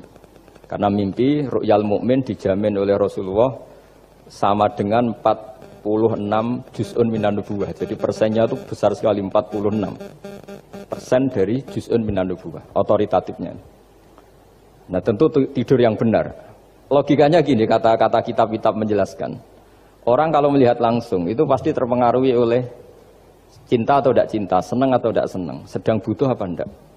Jadi kalau saya sedang butuh dengan Pak Rektor itu melihatnya dengan penuh harapan. Jadi kalau saya sakit mau mati itu senang lihat dokter karena ini harapan, Rektor nggak ngefek gitu kan gitu. Tapi kalau saya politikus ngelihat ketua partai itu lebih respect ketimbang melihat dokter. Jadi gara-gara banyak kepentingan ini melihat itu nggak pernah jujur gitu. Nggak pernah jujur. Jadi kebodohan manusia justru karena melihat itu kalau dalam teori kitab. Makanya kalau dalam teori pesantren itu kebalik, anna sunyamun wa idza matu intabahu. Manusia itu hakikatnya tidur, baru setelah mati bangun. Misalnya kita di dunia nganggap uang itu penting, harta itu penting, jabatan penting. Setelah kita mati ternyata yang paling penting itu hanya sujud. Karena kamu itu kenangan ketemu Allah terbaik itu sujud. Yang kita anggap penting di dunia semuanya tidak penting. Yang kita anggap sepele kayak sholat ternyata itu super penting. Tapi sadar itu nunggu nanti di akhirat. Ya, saya ini termasuk syukur yang sadar sebelum sampai akhirat. Jadi termasuk orang yang beruntung lah gitu. Nah, kenapa mimpi itu begitu penting? Karena tadi ketika orang tidur itu off semua. Sistem sarafnya, sistem apanya. Yang ada hanya pengendalian Tuhan. Karena dia tidak bisa mengendalikan dirinya sendiri. Apalagi kalau tidurnya benar ya tentu pakai wudhu, terus pakai doa-doa, terus menghadap kayak mayit itulah, standar mayit, menghadap ke kiblat kayak posisi mayit itu. Sehingga dia ada intervensi pada dirinya sendiri, ya tidak punya keinginan dari dirinya sendiri. Kamu kan nggak bisa ingin, wah tidur ingin ketemu wanita cantik kan tidak bisa nentukan gitu. Akhirnya ya benar-benar hanya milik Allah. Apalagi kalau kita bacanya benar, terus pikirannya benar. Makanya uniknya dalam Islam adalah doa mau tidur dengan wiridan setelah sholat itu ajarannya Nabi banyak mau tidur. Wiridan subhanallah 33, alhamdulillah 33, Allahu akbar 33 dan disempurnakan seterusnya itu. Itu ijazah Nabi kepada Sayyidah Fatimah itu untuk mau apa? Tidur. Bismika wada'tu jambi wa bismika arfa'u. Sampai doanya panjang. Allahumma aljatu zuhri ilaika. Panjang sekali doa mau tidur. Saya yakin jenengan ndak hafal dan ndak. Paling ya bismika wada'tu jambi apa? Bismika Allahumma ahyawamu. Itu sebagian ustadz bilang itu doa ngaji katanya. Oh, gitu. Ada seorang ustadz saking mangkelnya, ibu sudah baca doa ngaji? Belum, tak juara. Bismika Allahumma ahya, bismika wa'amu. Wah itu kan doa mau tidur Pak Ustadz. Iya biasanya kalau ngaji tidur. Jadi doa itu kalau itu doa mau. Akhirnya mimpi itu penting. Karena di situ manusia nggak punya nafsu, nggak punya keinginan. Sehingga yang ada itu kata Nabi itu ada sittatun wa arba'una juz'an minan nubuwah. Sehingga dulu itu mimpi itu jadi sarana betul. Kita tahu kan cerita orang-orang dulu. Fir'aun itu kurang jahatnya, kurang kelirunya. Dia mimpi ada api dari Bani Israel yang membakar kerajaannya. Dan semua pentakwilnya sepakat, itu maksudnya Anda akan dihabisin kerajaan Anda oleh bayi dari Bani Israel. Begitu juga raja zaman Nabi Yusuf, itu mimpi kalau ngalami ada 7 sapi yang gendut, dimakan oleh 7 sapi yang kurus. Jadi mimpi itu sarana, bahkan dari orang kafir. Karena ya tadi, yang preman ya nggak ada premannya, yang soleh ya nggak ada solehnya, semua dikendalikan oleh Allah Ta'ala pas tidur. Sehingga tidur ini menurut agama lebih otoritatif, asal dengan tidur yang benar. Jangan tidur sambil ngerokok terus terbangun karena ininya kena itu. Nah, cerita-cerita unik begini kalau tidak orang pesantren itu tidak tahu. Karena ini memang khas pembalikan satu fakta yang diyakini orang banyak. Sehingga ulama dulu itu cerita, ini saya teruskan. Imam Amudi itu akhirnya murid-muridnya mimpi. Mimpi di situ tanya, Pak Ustadz, Anda masuk surga enggak ketika hidupnya hanya nerangkan matematika? Oh iya, saya bahkan enggak sekedar di surga. Malaikat dikumpulin Allah untuk mendengarkan presentasi saya ngajar matematika. Jadi kata dia cerita, Allah bilang gini ke malaikat, hei para malaikatku, kenapa kamu iman sama saya? Ya karena saya melihat engkau ya Allah, melihat kekuasaan engkau. Tapi imannya orang ini itu melebihi iman kamu. Wah ya tidak bisa, saya melihat engkau langsung, ini tidak melihat engkau langsung. Kenapa begitu yakin seperti yakin kita? Oh iya. Terus Imam Amudi, silahkan ajari matematika. Imam Amudi mulai ngajari matematika. Terus beliau ngajarinya sederhana. Angka 2, 3, sampai ribuan, sampai jutaan. Itu bin nisbat ilal wahid, nisbatun wahidah. Yaitu nisbatul far'i ilal asli. Hanya ngajar itu dok. Dunia ini apapun banyaknya variannya, apapun banyak makhluknya. Itu semuanya adalah nisbatul far'i ilal asli. Angka 2 ya cabangnya 1, 1 juta ya cabangnya 1. Semua itu dimulai dari 1. Jadi di mana-mana hitungan itu dimulai dari 1. Dan 1 ini harus ada, yaitu Tuhan. Matematika akhirnya malaikat, keren juga maksudnya. Keren juga maksudnya. Akhirnya Allah bilang, dan itu didawuhkan juga oleh Rasulullah SAW, tuba liman amana bi walam yaroni. Yang hebat itu imannya orang yang enggak melihat saya. Makanya masyhur itu, malaikat ditanya Allah, siapa imannya yang paling kuat? Ya kita, karena melihat engkau langsung ya Allah. Para nabi. Terus tapi yang dari sekian pertanyaan itu jawab sama, yang paling ajaib adalah umat-umat Muhammad di akhir zaman, enggak menangi nabinya, juga enggak pernah lihat surga neraka, tapi iman sama saya. Dan mereka punya cara untuk imannya ini berkualitas sama dengan kamu para malaikat. Ya diantaranya dengan cara logika yang saya utarakan tadi. Am khuliqu min ghairi syai'in am humul khaliqun. Kalau alam raya ini wujud, maka penyebabnya harus sesuatu yang wujud. Masa sesuatu yang enggak wujud menyebabkan yang wujud. Kalau angka 10 ada, 1 juta ada, pasti dimulai angka 1.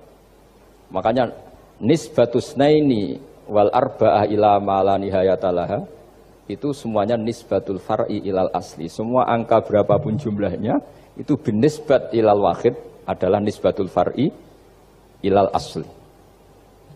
Itu cara-cara, makanya tadi kajian ilmu itu tidak ada habis-habis. Makanya perasaan saya itu kemungkinan orang Islam jadi ateis itu kecil, Pak Fatullah. Saya punya kitab, ini saya ulang lagi, kitab calon wali. Kenapa saya sering cerita wali? Kalau di kampus itu kan orang inginnya ya jadi dekan, jadi rektor, atau jadi menteri lah kira-kira gitu. Kalau di pesantren orang itu cita-citanya satu, ingin jadi wali. Ya, supaya majelis ini barokah, saya tidak perlu cerita dunia kampus. Kalau ceritakan corong Jawa nguyai segoro lah. Bongso keinginan gitu kan tidak selera saya, juga ada dunia saya. Supaya sampai dapat ilmu ya saya cerita dunia.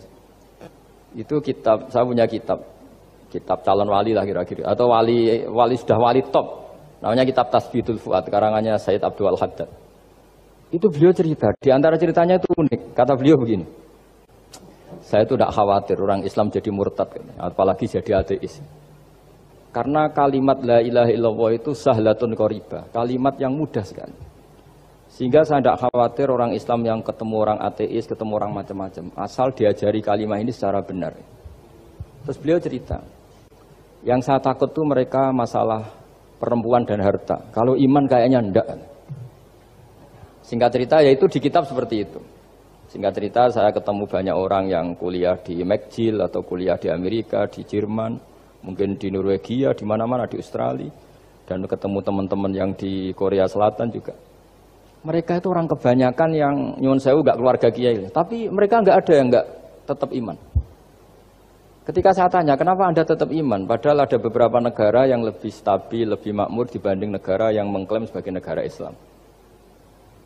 Itu cara berpikir ya sederhana. Enggak lah Gus, kayaknya kok Tuhan kok ada tanggal lahirnya? Enggak lah, kayaknya yang namanya Tuhan tuh ya awal lah. Masa pencipta langit bumi dituhani orang yang lahirnya di bumi, kayak ndak lah kayaknya. Jadi ya berpikir sederhana. Padahal ya kurang ajarnya Masya Allah. Anak ini ya dugem ya macam-macam, tapi kalau ditanya disuruh yang lain nggak mau dia. Enggak lah, kayak yang benar tetap Islam. Karena kalimat ini, yaitu tadi eksistensi Tuhan, tadi eksistensi Allah itu, la ilaha illallah itu kalimatun sahlah, kalimatun qoribah, kalimah yang begitu mudah difahami. Kenapa mudah difahami? Misalnya kita ngaji, Tuhan itu siapa? Yang menciptakan langit dan bumi. Dengan misalnya perbandingan Tuhan itu siapa? Yang lahir di bumi tahun sekian. Enak mana cara kita menerima itu? Kan keren yang menciptakan langit dan bumi. Tuhan itu siapa? Yang ada sebelum langit dan bumi. Dengan misalnya Tuhan adalah yang lahir di bumi. Keren mana? Nah, bayangkan kalau kita punya Tuhan Fir'aun. Sudah mati jadi tontonan kan, terus gak keren maksudnya punya Tuhan kok seperti itu. Nah ini yang katanya Syekh Abdul Haddad, kalimat ini sahlatun qoribah. Sehingga kalimat ini pula yang kita dilatih, la ilaha illallah kalimatu haqqin 'alaiha nahya wa 'alaiha namut wa 'alaiha nub'ats atau wa biha nub'ats insyaallah taala minal aminin. Nah, saya sebetulnya tadi datang itu tidak ingin menjelaskan ini, tapi tadi kata Pak Fathul Wahid, ilmu itu kalau dikaji tambah hari tambah mudah, karena perangkat untuk menemukan bulan itu misalnya nggak rata itu gampang sekali.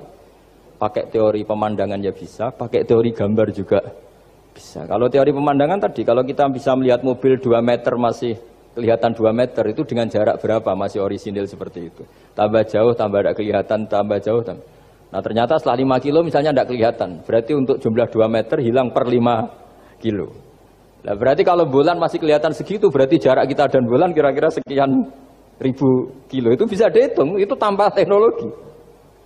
Makanya sebetulnya teknologi itu nyumbang itu nggak sampai 30%. Yang paling banyak ya sains tadi, pengetahuan itu yang kayak tadi orang menemukan pesawat, itu kontribusi terbesar tetap pengetahuan. Misalnya pesawat dari bahan ini kalau kecepatan sekian kena angin pecah enggak? Tetap pengetahuan yang menopang itu. Teknologi kan paling mengantar supaya pesawat kecepatan sekian didorong mesin sekian dengan apa begitu. Nah, pesantren seperti kita ya, saya ini dididik Mbah Mun, dididik bapak saya, buyut-buyut saya, kiai. Itu sekali alim, yang alim betulan, itu ya alim betul. Ya karena memang yang repot nih yang agak-agak dukun itu ya ribet itu. Penting rambutnya gondrong, terus terkenal gak pernah mandi, terus nanti ada orang tertentu tertarik minta doa. Ini yang ribet ini, susah ini sertifikasinya susah ini karena. Tapi kalau kita ini di pesantren yang cara sertifikasinya jelas. Jadi berani jadi Gus harus bisa baca Mu'in gitu, berani jadi Kiai harus bisa baca Wahab. Aturan mainnya jelas kalau di ini. Yang repot tuh yang sebagian itu aturan mainnya tidak jelas. Terus promosinya itu pernah datangi menteri loh, pernah datangi, wah ya ribet kalau ukuran keren tuh didatangi apa? Menteri atau pejabat. Saya teruskan ya, karena ilmu itu harus menyelamatkan kita sampai di depan Allah Subhanahu wa Ta'ala. Nah, ketika kita menyifati Allah itu az-zahir, zat yang begitu jelas. Itu kalau kita kan kok begitu jelas padahal nggak bisa dilihat, terus kita sendiri tidak pernah melihat. Tapi eksistensi Tuhan sebagai Tuhan, yaitu al-wajibil wujud, itu jelas sekali karena nggak mungkin suatu yang wujud diciptakan oleh yang tidak wujud. Kenapa harus awal? Masa pencipta datangnya terlambat? Terus juga harus bakok itu abadi atau al-akhir kalau dalam bahasa Quran. Masa zat yang superior kemudian kalah sama yang diciptakan? Berarti nanti ada kekuatan besar yang mengalahkan Tuhan. Ya kan ya aneh, kekuatan ini dalam kendalinya kemudian Allah kalah kan tidak mungkin. Makanya disebut al-akhir. Allah pasti tidak ada yang mengalahkan. Terus diantaranya lagi disebut qiyamuhu binafsihi. Kalau dalam bahasa Quran disebut al-qayyum. Zat yang berdiri sendiri. Gak boleh Tuhan butuh yang lain. Kalau butuh yang lain berarti bergantung pada yang lain. Dan nggak usah jadi Tuhan lah kalau masih butuh yang lain. Sehingga karena kekuatan ini, saya ulang lagi, karena kekuatan ini, ketika anak-anak mahasiswa kuliah di Jerman atau di Swiss, di negara-negara yang lebih bahagia ketimbang negara yang mayoritas Muslim, itu mungkin mereka tertarik sama sistem negara itu karena ada jaminan sosial ini. Tapi nggak pernah tertarik sama Tuhannya negara itu, karena dihitung-hitung tadi Tuhannya mesti keren kita gitu. Jadi, nah ini cerita ke saya Abdul Haddad. Kata saya Abdul Haddad, kamu tidak usah khawatir lah umat Islam murtad atau jadi ateis gitu. Karena penjelasan tauhid Islam itu begitu jelas. Jadi by design manusia itu pasti nerima tauhid kira-kira gitu. Jadi ini pentingnya adz-dzahir. Jadi Allah itu begitu apa? Jelas. Tapi Allah juga mensifati dirinya al-batin. Nah, al-batin itu gak mudah dikenali. Kenapa? Karena tubuh kita desainnya ini profan. Tubuh kita tidak sempurna, rentan. Nah, tentu sesuatu yang gak sempurna ini tidak bisa melihat dat yang super apa? Sempurna. Kita bisa rusak sementara Allah tidak. Nah, karena alasannya tubuh kita ini didesain untuk rusak, maka di surga itu keyakinan para ulama orang bisa melihat Allah karena desain tubuhnya sudah dirubah dari desain profan menjadi keabadian, sehingga di sini saya akan melihat.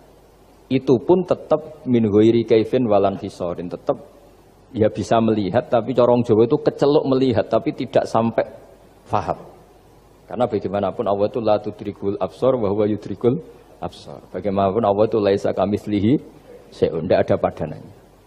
Jadi makanya Allah punya sisi adz-dzahir bisa dikenali sekali. Kenapa? Ya tadi nisbatus naini wal arba'ah ila ma la nihayata laha itu nisbatul far'i ilal asli. Saya punya kitab Pak Fathul Wahid, diajar Mbah Mun dulu, kitab Al-Husunul Hamidiyah. Itu yang ngarang itu ya kayak kelihatan ngawur, tapi ngawurnya orang alim. Jadi di situ ada gambar, gambarnya itu nggak jelas. Mungkin pengarangnya juga nggak bisa gambar kayaknya. Wah bulat, benang bulat ada, gambar gunung ada. Gambar yang tambah ngawur ya banyak sekali. Gambarnya itu nggak ada yang jelas. Tapi dari nggak jelas itu beliau bilang gini, gambar yang bulat ini, yang nggak jelas ini, tetap kamu punya rumus kan? Itu dimulai dari satu titik. Mau gambar gedung tingkat 5, mau gambar hutan ada harimaunya, tetap dimulai dari satu titik. Ya alam raya ya seperti itu. Mau ada Mars, cek mau ada Jupiter, kayak tetap dimulai dari situ titik. Nah ini namanya nuqtatul wujud, titik kewujudan, yaitu Allah Subhanahu wa Ta'ala. Sehingga ketika kita ngaji, ketika di pesantren dulu, penjelasannya adalah Al-Quran maknanya dipadatkan di Fatihah, Fatihah dipadatkan di Bismillah, katanya Bismillah dipadatkan di titiknya ba. Nah titik ba ini dianggap titik awal wujud, bi kana makana wa bi yakunu mayakun. Kira-kira Allah mentitahkan karena saya semuanya yang ada, dan karena saya yang mau ada bisa saya adakan. Nah, itu sirinya lah. Jadi menerangkan tauhid itu pakai gambar. Gambarnya keliru sekali lah kalau dalam orang seni mesti lihat gak seni itu. Karena dia gak butuh gambarnya, butuh mau menjelaskan buat dunia sebanyak ini, buat alam raya sebanyak ini tetap dimulai dari satu titik. Nah, sehingga di sini ada tauhid qul huwallahu ahad, Allahus samad, dan seterusnya. Nah, saya mohon lewat penjelasan ini ya, baik orang yang ahli teknik maupun ahli medis, ahli apa saja, tolong latihlah memberi penjelasan yang mudah, sehingga agama ini mudah dicerna. Sehingga kalau ini dijelaskan cara mudah beragama itu jadi gampang. Makanya ciri utama agamanya orang-orang baik itu satu, man radiya billahi robba. Radiya itu seneng banget. Kenapa seneng banget? Karena memang agama ini nyaman, indah. Jadi datang dengan kebenaran yang mudah dicerna. Coba kalau agama ini datang dengan cara misalnya gini, kamu harus menuhankan ini. Dan kita tahu itu lahirnya di bumi. Kan ada yang ganjel. Kok Tuhan sama buminya dulu, buminya ini gimana ini? Kan pusing. Bu Anda profesor nggak bisa jawab itu. Tapi kalau Tuhan itu adalah yang ada sebelum langit dan bumi kan, ya iyalah masa Tuhan terlambat datangnya kan, terus enak gitu menerimanya itu. Makanya di antara kekalahan Fir'aun berdebat, ya Nabi Musa ya Nabi lah, juga proses ya. Nabi Musa ketika ditanya Fir'aun, wa ma rabbul alamin, Tuhan kamu itu siapa? Jawabnya Nabi Musa, rabbus samawati wal ardi, yang menuhani langit dan bumi. Itu Fir'aun masih bisa ngeles. Saya jalan-jalan kemana-mana, yang dituhankan saya, berarti yang Tuhan ya saya dong. Ma'alim tulakum min ilahin apa? Ghairi, kata Fir'aun. Soal Tuhan kamu di langit, begini kata Fir'aun. Haman dipanggil, Haman bikinkan piramida yang paling tinggi, saya ingin melihat Tuhannya Musa. Musa bingung kan? Padahal kalau naik piramida nanti Fir'aun pun tidak bisa melihat Allah kan? Wong yang Nabi yang kiai aja gak bisa melihat, apalagi Fir'aun. Padahal celakanya ketika dia tidak melihat Allah, dia akan mengatakan Allah itu tidak ada, ribet kan? Itu penjelasan tentang Tuhan ini sebetulnya sudah absolut lah. Rabbus samawati wal ardi, Tuhannya langit dan bumi. Tapi itu gak ngefek, di perdebatan gak ngefek. Yang ngefek adalah ketika Musa bilang gini, Rabbukum wa rabbu abaikumul awwalin. Sing nuhani buyutem. Wah kaget pengawal-pengawalnya langsung do iman meskipun secara siron, secara rahasia. Iya, nah, Quran pangeran berarti buyute ra di pangeran. Kan pangerane putune berarti buyute wah ribet kan? Ya kalau Fir'aun Tuhan, bapaknya tambah Tuhan kan, mbahnya, buyutnya. Akhirnya kata pengawal Quran, geblek tenan Fir'aun. Artinya apa? Kadang argumentasi yang sudah benar, yaitu Tuhannya langit dan bumi kan ya benar lah. Tapi itu tidak ngefek di perdebatan, tidak ngefek. Yang ngefek adalah ketika Rabbukum wa rabbu abaikumul awwalin, yang nuhani nenek moyang kamu.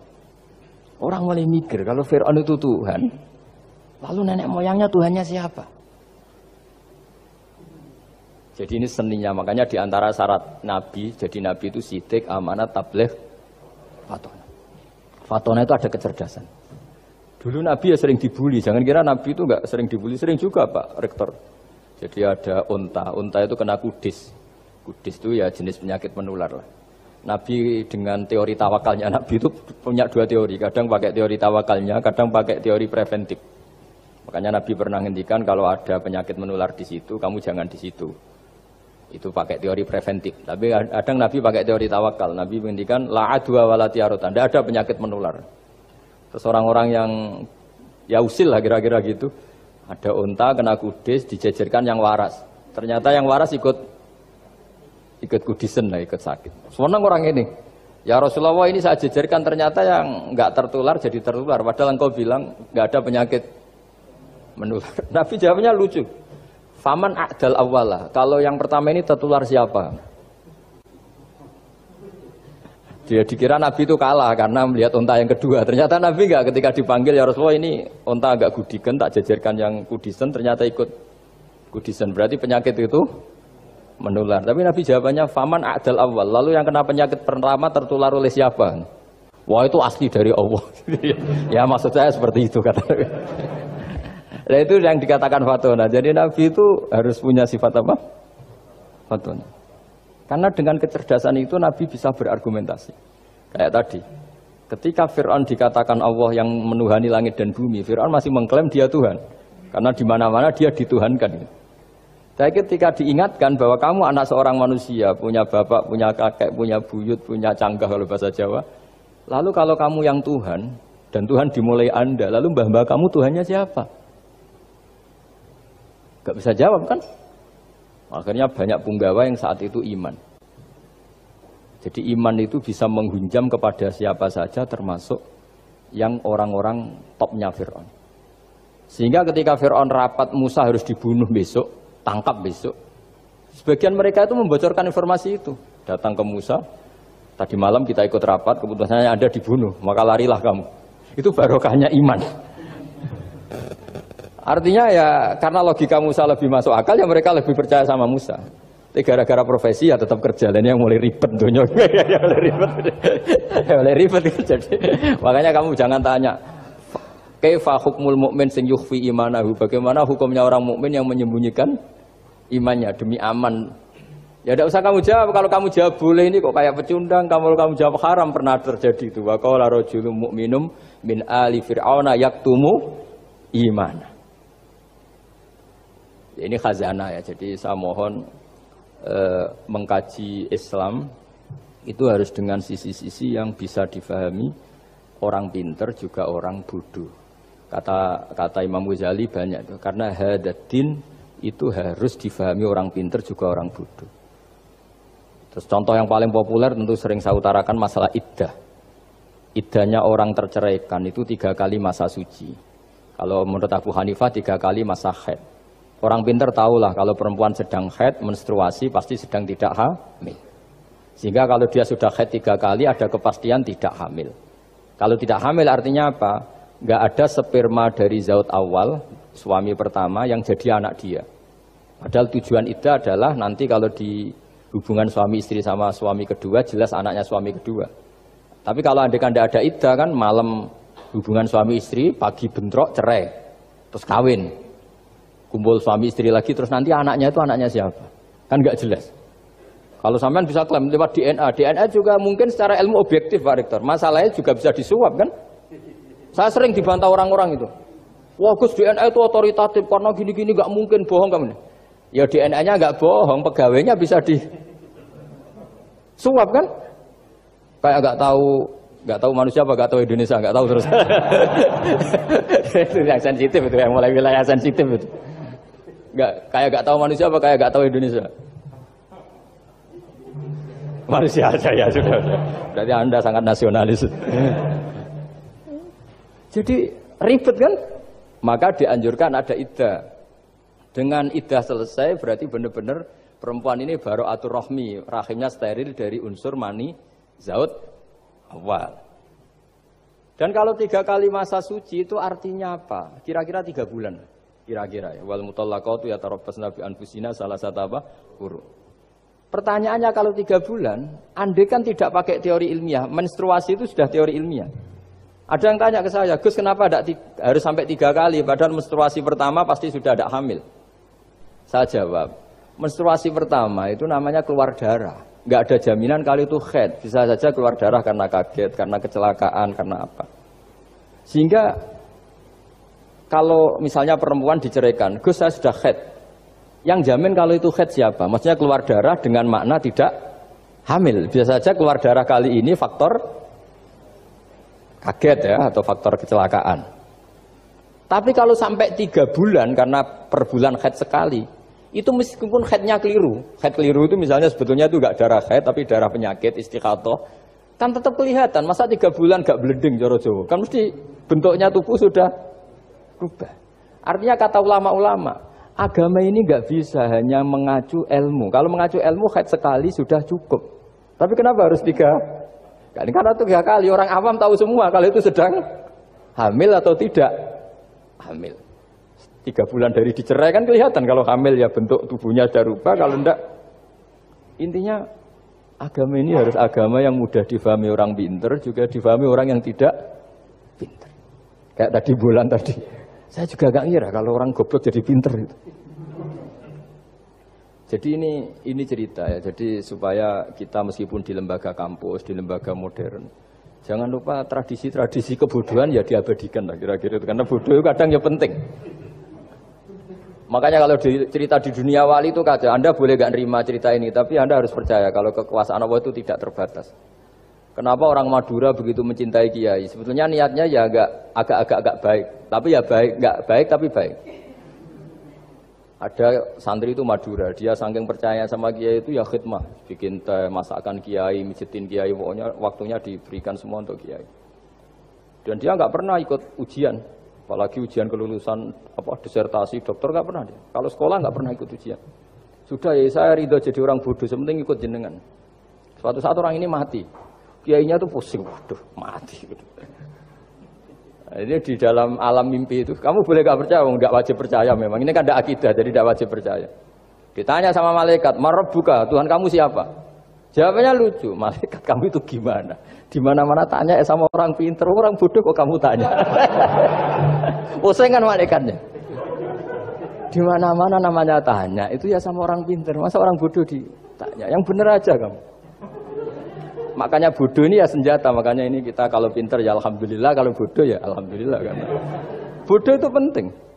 Kalau negara ini tidak makmur, yang disalahkan mesti para rektor.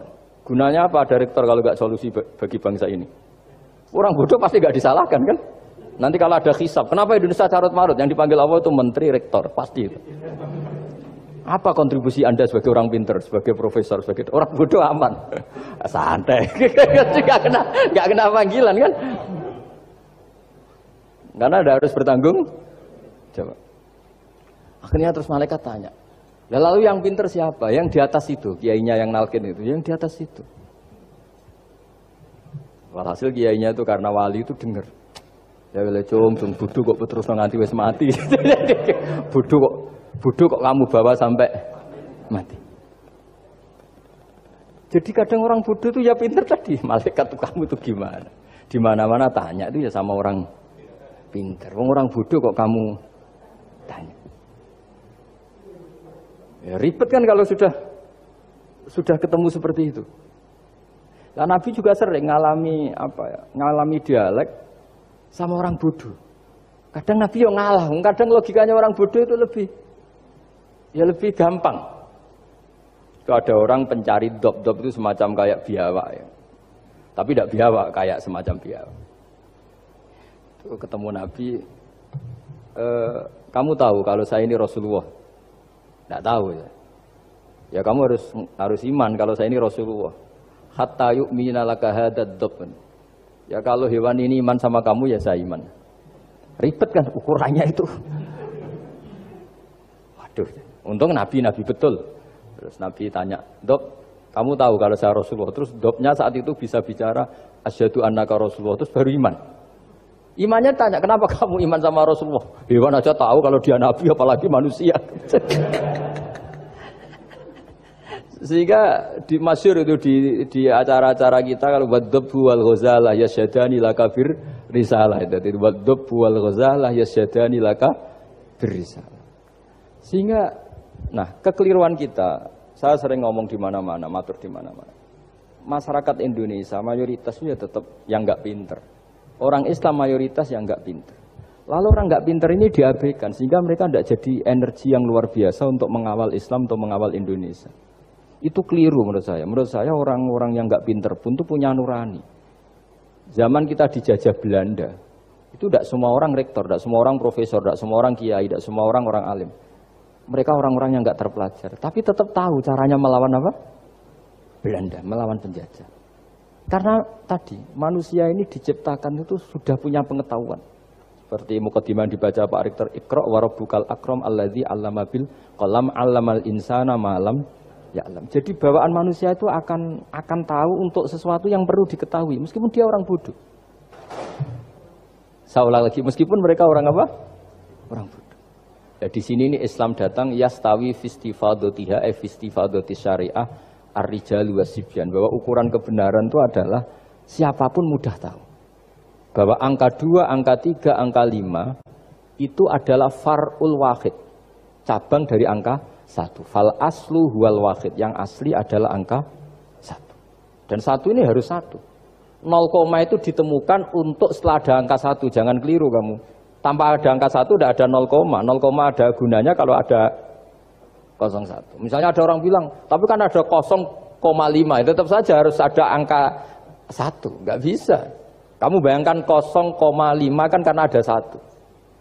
Artinya apa? Kamu bilang separuh dari 1, tapi itu pun karena sudah ditemukan aljabar. Makanya kalau dalam matematika Arab, mungkin di sini banyak orang eksak. Kalau matematika Arab itu mudah sekali, Pak. Orang Arab itu nggak mau bilang 2,5. Misalnya zakatnya tijarah itu 2,5. Itu kan kalau kita zaman SD kan garap porogabit.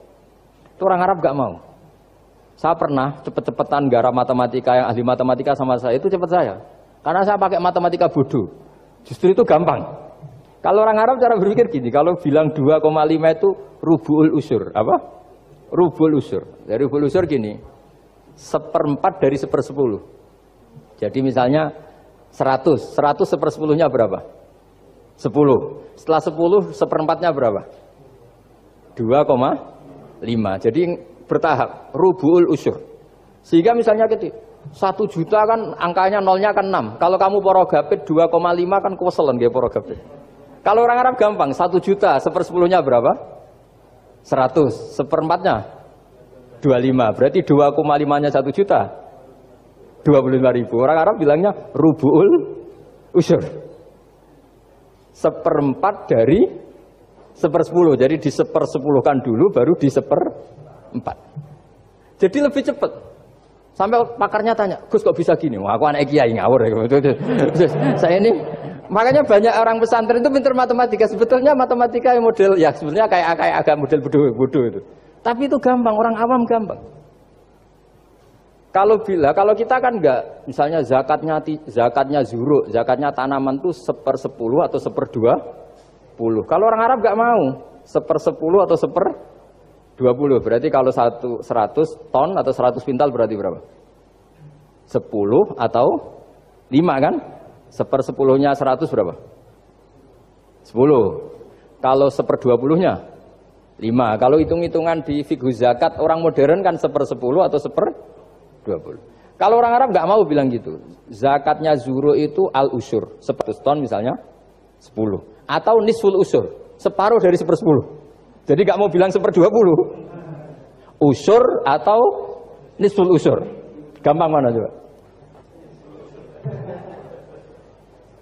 Ya kan, usurnya kan 10. Kalau nisful usur 5 atau 1/20. Daripada gawe poro gapit, seruat. Jadi kita ini yang kelihatan goblok matematikanya ya pinter juga gitu. Meskipun juga tetap goblok karena ada nekuni gitu. Sehingga di pondok itu ya dulu diajarkan faraid, falak itu ya gampang sekali karena memang hitungan Arab itu. Kalau bilang 2/3 itu sulusani apa? Jadi 6. 2/3-nya 6 berapa? 6 sulusnya berapa? Sepertiganya 2. Nah, sepertiga itu sepertiga 2 kali. Berarti berapa? 4.